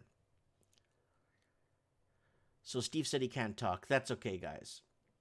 No big. He's got a few minutes. He's got in a few minutes. Mexico. So I'll see if I could stay on and give you guys some good content. So let's go back with just a quick, guys. Please subscribe. There's nobody is subscribed to this channel because I have so many views on the channel. No one is sticking around, and it hurts, you know. Subscribe to the channel, guys. There it is in the thing. Guys, don't forget to pick up something on Teespring. I got lots of Mike in the Night stuff, gears, mugs, turtlenecks, tights, all kinds of cool stuff. Guys, don't forget to... So, Americafornian, someone's talking about Americafornia for me. That's what I was calling. America's going to be the new California, coast to coast, with the new election. It's going to be called Amerifornia, and you're going to see a lot of changes in America. And I'm sticking to my guns. That video I made, that housing is going to double in the United States in price-wise in middle America, from 40 to 100% increases in places like Texas, Arizona, New Mexico. I'm sticking to my guns in that video because you're going to see a shortage in the supply market and you're going to see prices skyrocket and leaving homeowners wealthy on paper. Guys, here's my Skype. If you want to message me any show tips, please come here. I really appreciate the show tips you guys send me. And I'm on Parler. If you guys want to follow me on Parler, please come and check me out. I'm on Parler. I'm allowed to post. I get more posts on Parler. I get more views on Parler with 10 people following me than I do with Facebook fan page with 115,000 people following me on Facebook. Oh, Amy Burgess joined the family. Thank you so much, Amy. There is a link right there to Instagram, Parler. Get on Parler. I think Amy just joined Parler too, and I hope everybody else, Margie, I hope Craig could be on there too. Raven, this is a place we could be together here, and we could post what we want, and what we say we want to say is all here on Parler. So guys, come on Parler. We'll get the Raven on there. Maybe we could all kind of like assimilate on there, so we're like have similar friends in common through the channel. So we will know who Amy Burr is, for example, because we know her from the channel. We will know who Margie is. We'll know who everybody is here on Parler. So when someone posts, everybody in that group knows each other. So we kind of know each other on here, and they're not going to flag us or anything on here, right? And guys, don't forget to check out Art by Dano. This guy is such a beautiful person. He sent me this.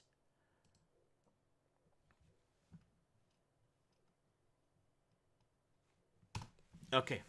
Art by Dano. Dano, thank you so much for making me this. Art by Dano. Take a look at that. You got Trends in the Housing Market card right here. You got the Raven up here. You got the YouTube police. That's the YouTube police right there. It says YouTube on it. YouTube police chasing me down. That is a beautiful picture by Dano. I appreciate that. He sent me a bunch of prints. Man, he sent me all kinds of cool stuff. I'm going to put one up in my son's room. I'm going to put one up in my daughter's room. I'm going to put 3 of them up in my store. And that was by Dano. I really appreciate that. The Raven says, Linny just told me that YouTube unsubbed her from your channel. Yeah, guys, the channel's going to go down on this clamp down mode for a little while. They usually do that. They unlock me for 3 days, and then my subscription goes up by 1,000. Then they lock me back down, and then I just stay exactly where I am. I don't go up or down. Like, I was stuck at 12,200 subscribers for almost a year and a half. While all the other channels have been less than a year, have 90,000 subscribers. And it is what it is. YouTube doesn't like me, and I understand that, and I don't feel too great about it myself, right? So I want to thank all these people that are joining the channel. You could join below if you want to join the channel and donate $1 a month, $5 if you'd like. We're here. It's us, And everything goes to the green screen. It goes to the production. I think I've spent more on keeping this place looking good and up to date and updated than. So there's Amy Burr. Thank you so much, Amy, for joining. We need the Raven to join. Come on, Raven. I'd say congratulations. Yeah, I don't know what's happening, guys. I really don't know what's happening. I'm broadcasting out of Moe's Tavern here in Springfield. If you don't recognize the place, then you're not from this planet. If you don't know where Moe's Tavern is, you could call here, but don't crank call.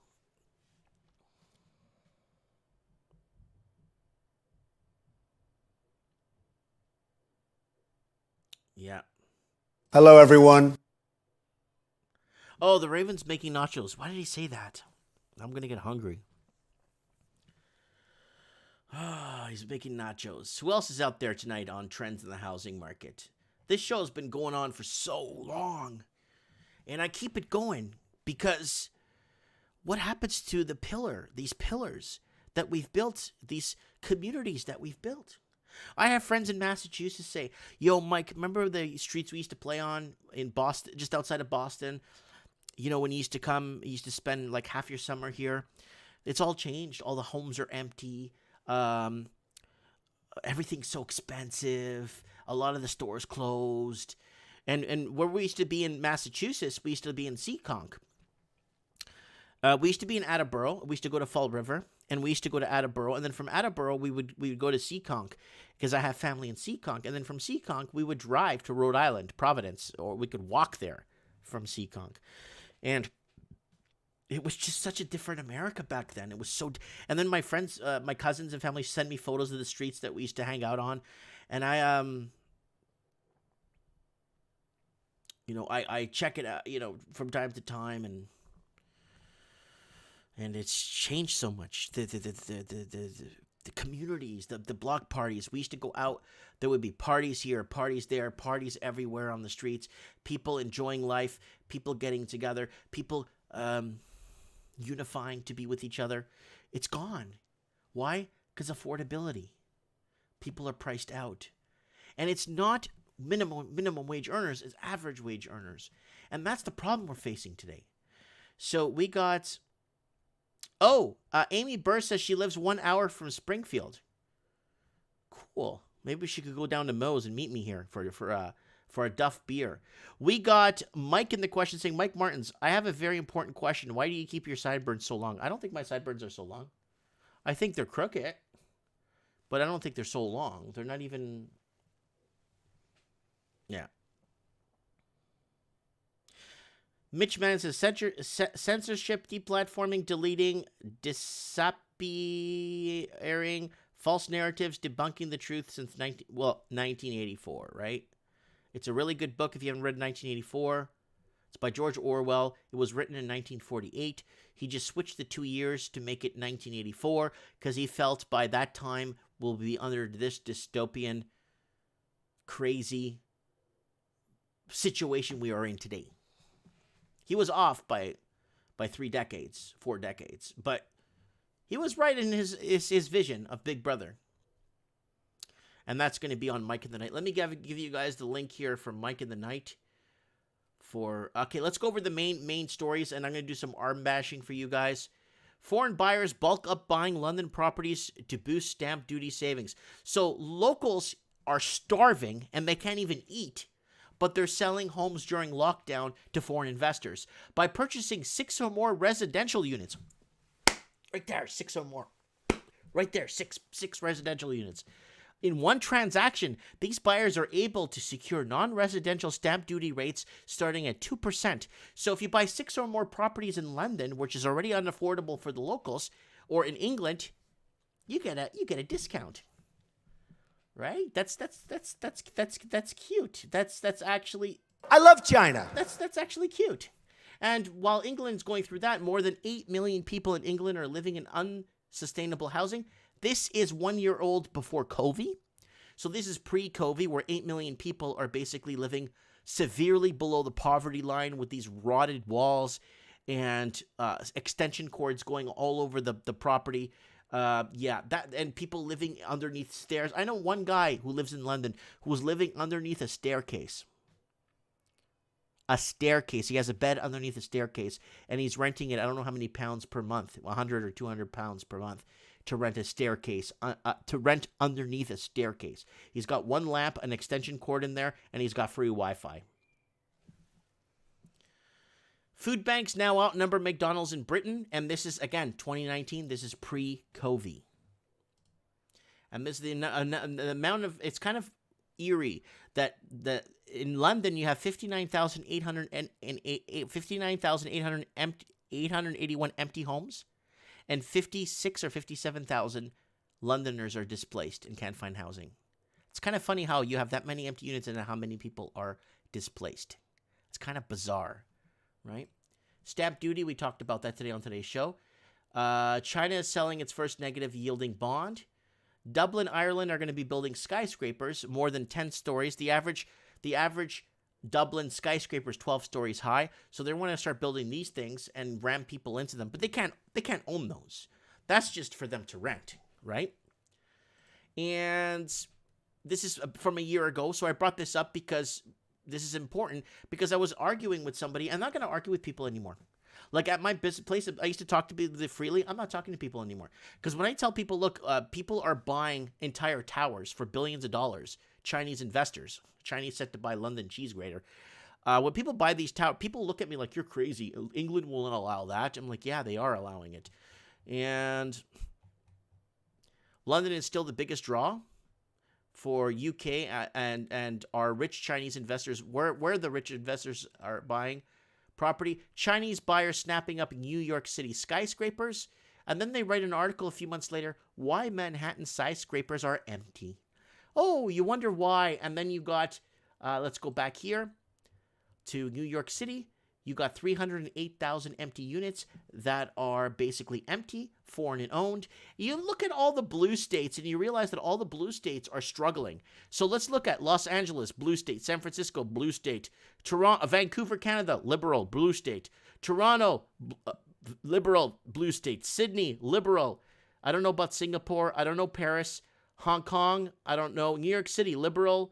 And London, England, I think they're very liberal there. So you look at all that, it's happening in these liberal-run cities, and it's kind of scary when you start connecting the dots and figuring out. That's why I say America is going to become Amerifornia going forward. And housing, if you think of housing is expensive in middle America, watch out Texas, watch out Arizona, watch out New Mexico, watch out Utah, watch out, because you're going to start to see what affordability issues really mean.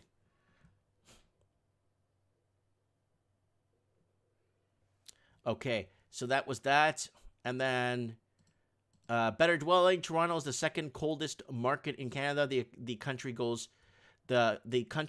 house horny. And Canadian businesses closures up over 37% this year, but some are reopening. Canada's money supply is growing at the fastest rate in over 30 years. Canadian real estate prices surge in growth except for condos. Again, condos are FOMO buyers that were fear of missing out and they got on the property market. CIC nabs remaining half of Sydney's Grosvenor Place office tower for $674 million. So Australia's things are heating up as the Australian summer approaches, with China's sovereign wealth fund paying 925 million Australian dollars to purchase a 50% stake in Sydney's Grosvenor Palace office tower. So there's lots of takeovers happening. House hunting in Australia, a converted Salvation Army Hall in Sydney.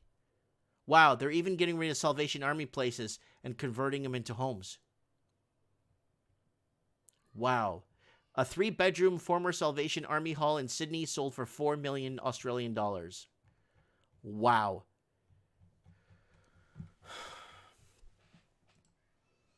Oh, Scotty Morrison brought something out here. Great people to people ties with China. Despite the fraying relations between Beijing and Canberra, the plight of standard coal ships, Scotty Morrison has spoken of the two nations' shared interests. So Scotty Morrison is like, this is real, we love you. And loss of Chinese buyers, final straw for Australia's property market. This is an older article from July of this year. And they're going to have to figure something out. They got the lockdowns, but housing is essential, and it's kind of shocking. Raven sent me a picture of the nachos. Raven sent me a picture of the nachos. Here, guys, there's the Raven's nachos right there. Oh my God, I wish I was in Murder Peg. If I was in Murder Peg, I would be eating those with you right now, buddy. We couldn't watch a hockey game because I think that's like not allowed anymore. I can't even be at his house.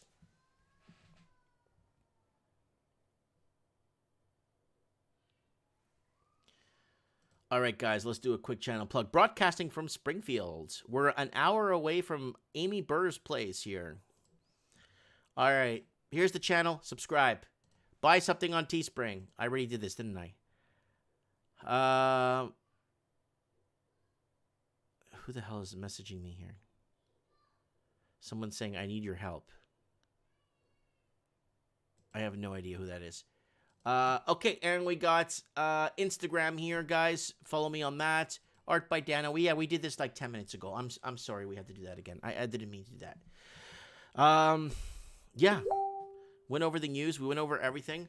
Guys, this is a big deal. This is a bigger deal than you could ever fathom or imagine. Man, we're winding down the show. Let me see if I could get Steve on the show here.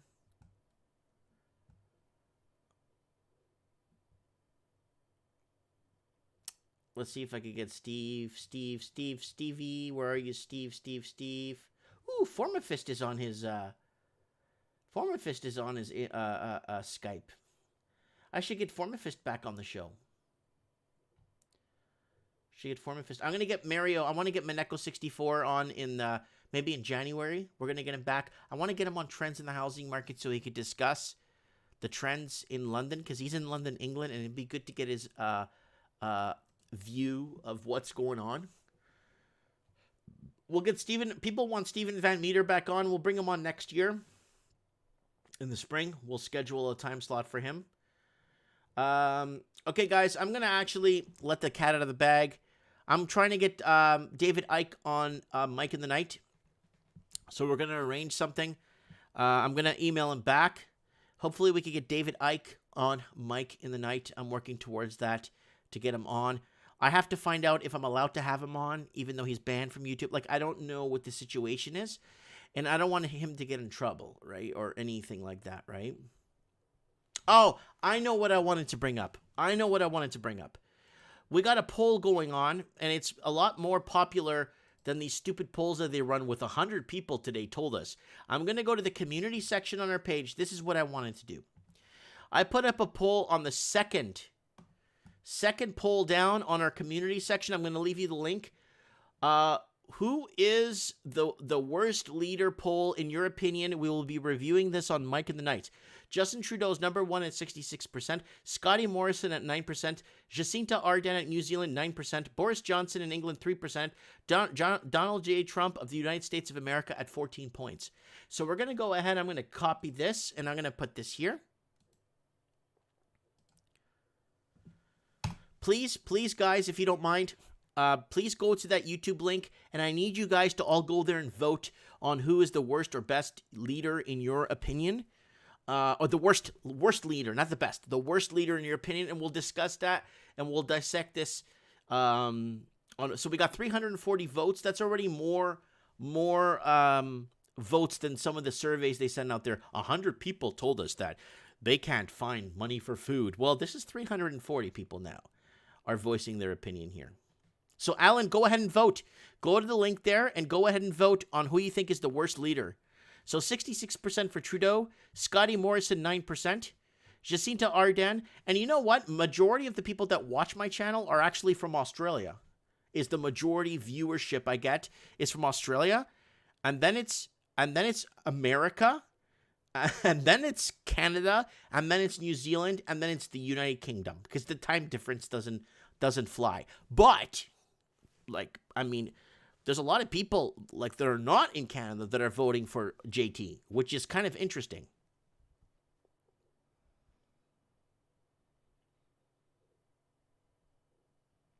Art is asking, where is Xi Jinping? No, he is not. He's an emperor. He's not a governant. He wasn't elected. You see how I said in quotations, elected into power. He gave himself emperor status. That's different. And I don't blame the Chinese for taking their wealth off their shores. I do not. And let me tell you something. Let me make this really clear on full screen. Let me make this very crystal clear for you guys on full screen. Did you know that a lot of the articles that I get about Chinese investors, foreign investors, Chinese buying up buildings, you know who sends me them? Chinese people. Chinese people sent me, I could see by their name on their email, or the name on, or they talk to me and stuff, or when I see them on Skype visually, right? It's Chinese people that actually send me this stuff. Because they want people to understand what the heck is going on here. Because they don't want their country to become like the country they left. So I wanted to make that really clear to everybody. A majority, 80% of the article, I never get articles about Chinese buying up Australia, Chinese this, that. All the articles I got, almost all those articles I got was from a Chinese person. Not a person, but several people emailing me. I get 100 to 200 emails per day from people from all over the channel. Yeah. Art is saying, yeah, a lot of Asians in Canada dislike not the Chinese people. Right? I have no issues with, again, I've dated women from there. I've been to Taiwan. I've been to my wife's from the Philippines. It's who and what is happening at that moment. And we're trying to, like I said to you guys, and I have to keep defending myself on this. If it was the Russians, it's the Russians. If it's the Iranians, it's the Iranians. If it's the Americans, it's the Americans. But it's not. So Jordan Retro said he voted. Craig Cook said he voted. Who else voted? Yeah, go on there and vote.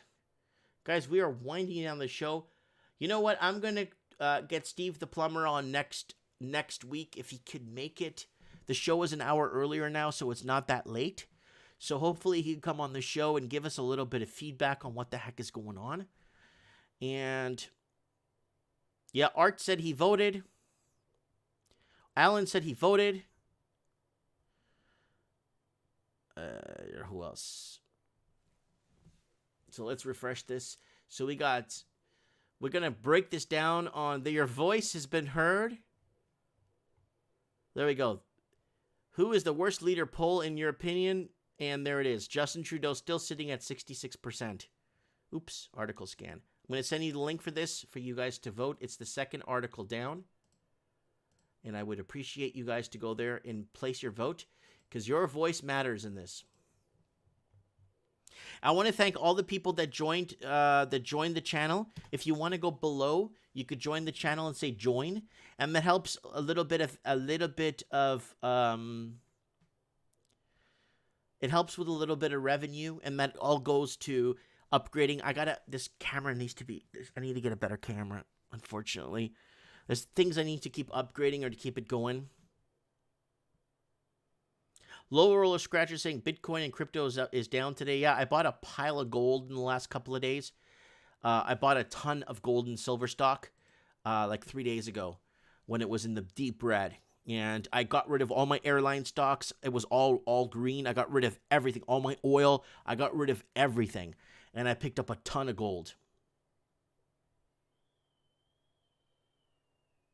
Guys, get on Parler. Let's get a Mike in the Night or a Mike Martin's channel or some sort of a group. So if you are, let's go paste.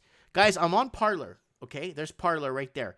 Get on Parler. It's like Facebook. It's exactly like Facebook, and you could pretty much post whatever you feel like on there. And look, they're allowing me to post on Facebook. They would suspend if I put man arrested for refusing to wear a mask in Edmonton Costco.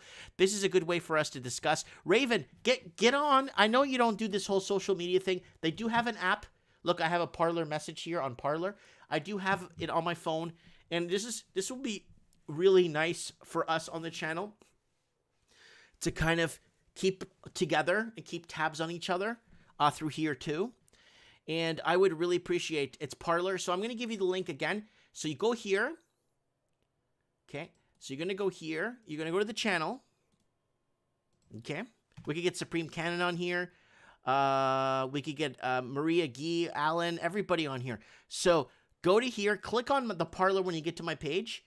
And just go ahead and create an account. It's free. And it's beautiful. It's fast. Everything loads fast. You got Tucker Carlson on here. You got the Resistance on here. You got, I'm not sure who that is, Dinesh D'Souza. I'm following Dinesh D'Souza on here. I'm trying to get him on Mike in the Night. I'm trying to get Ron Paul on Mike in the Night. Former Senator or Senator Ron Paul on Mike in the Night. So there's a lot of stuff, a lot of creepy stuff happening. There's Dinesh D'Souza there. So there's this Ron Paul. See, I follow Ron Paul. Liberty Report. And, he just updated it. He joined January 2020. So if you guys want to join this, and look how many views this stuff gets. I get more views on here with 10 people following me than I do with 15,000 people following me on Facebook. So there it is. Parler. Get to it. Let's give it a try, guys. I got it on my phone, and it works fine.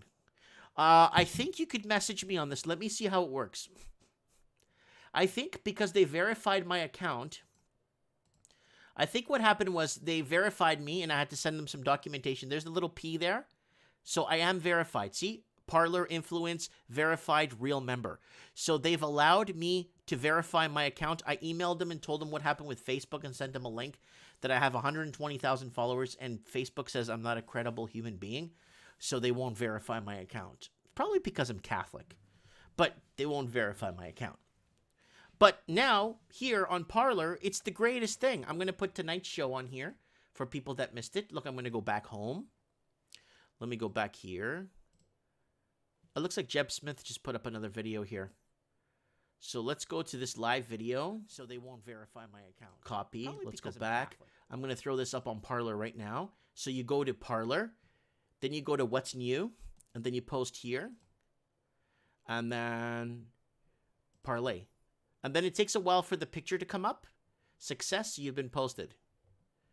And that's it. It's up on Parler now. And it's so nice. And this way we could, they're messaging right here. Start a conversation. So I could search contacts here. And I think you could message me. I'm not sure. I'm figuring that out right now as we speak. There it is. Trends in the housing market, nowhere to go. Right? And sometimes, guys, I do feel bad, that I hit on foreign investing a lot. But that is the root of the cause of unaffordability levels and everything. I feel bad for a lot of these people because they're trying to get themselves or give themselves or trying to get their wealth off their, I would, if I was living in China and I had a substantial amount of wealth, I would like to move or go to a country with a more stable government. I would. But again, I don't want you guys to think that's what I'm doing here because I'm not. And I just, wanted to let you guys know that there it is right here. Let's refresh it. There it is. It come out fully. There it is, Parler. So if you guys want to, someone already commented on this already. Blunt News. Hi, Mike. See, Blunt News is on here. So let me go back.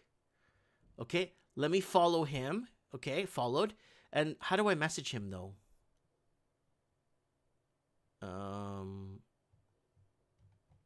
How do I message? Oh, it looks like he shared my stuff here. Look, yeah, he shared all my stuff. So how do I message him? Do I go? Oh, right here. This is email. Messaging. Here it is. So here it is. Hola. ¿Cómo estás? There it is. So there it is. I'm messaging him on Parler right now. So guys, add Blunt News. I'm going to give you Blunt News thing here. If you want to follow him also on Parler, he's on here too. He's been on the channel many times. And that's it. That's it. Raven, get on here now. Get on here, Low Roller Scratcher. Get on here, Alan Howick. I'm not promoting these Parler or anything.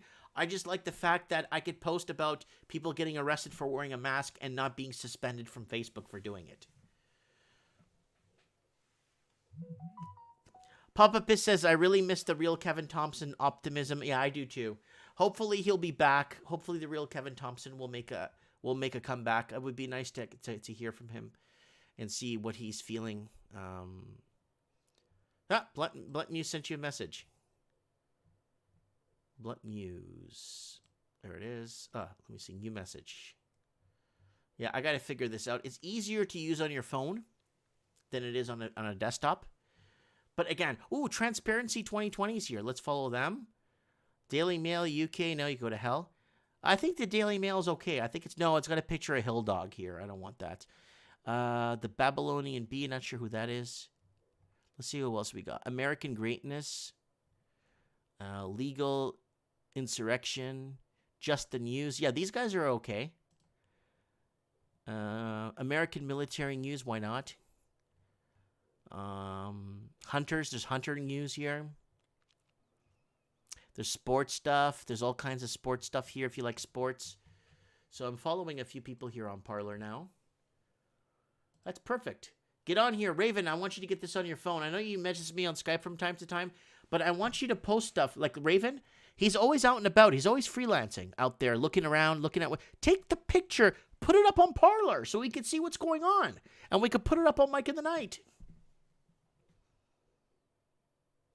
Mike, you should try to get Canadian Prepper. I think I emailed him twice and there was no reply. Let me look him up. I think,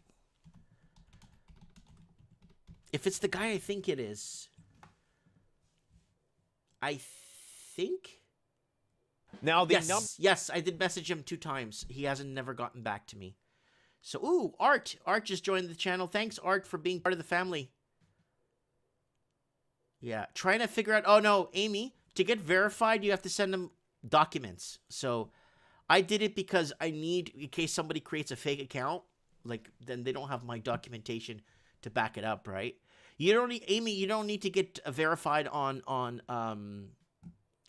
Parler. It's only because when I had 3 Facebook fan pages, fake ones, with Mike Martins. They had 10 followers, 30 followers. I was the only one with 120,000. That's the only way you could differentiate the difference. But this is okay, right? Parler requires to send them your phone number, though.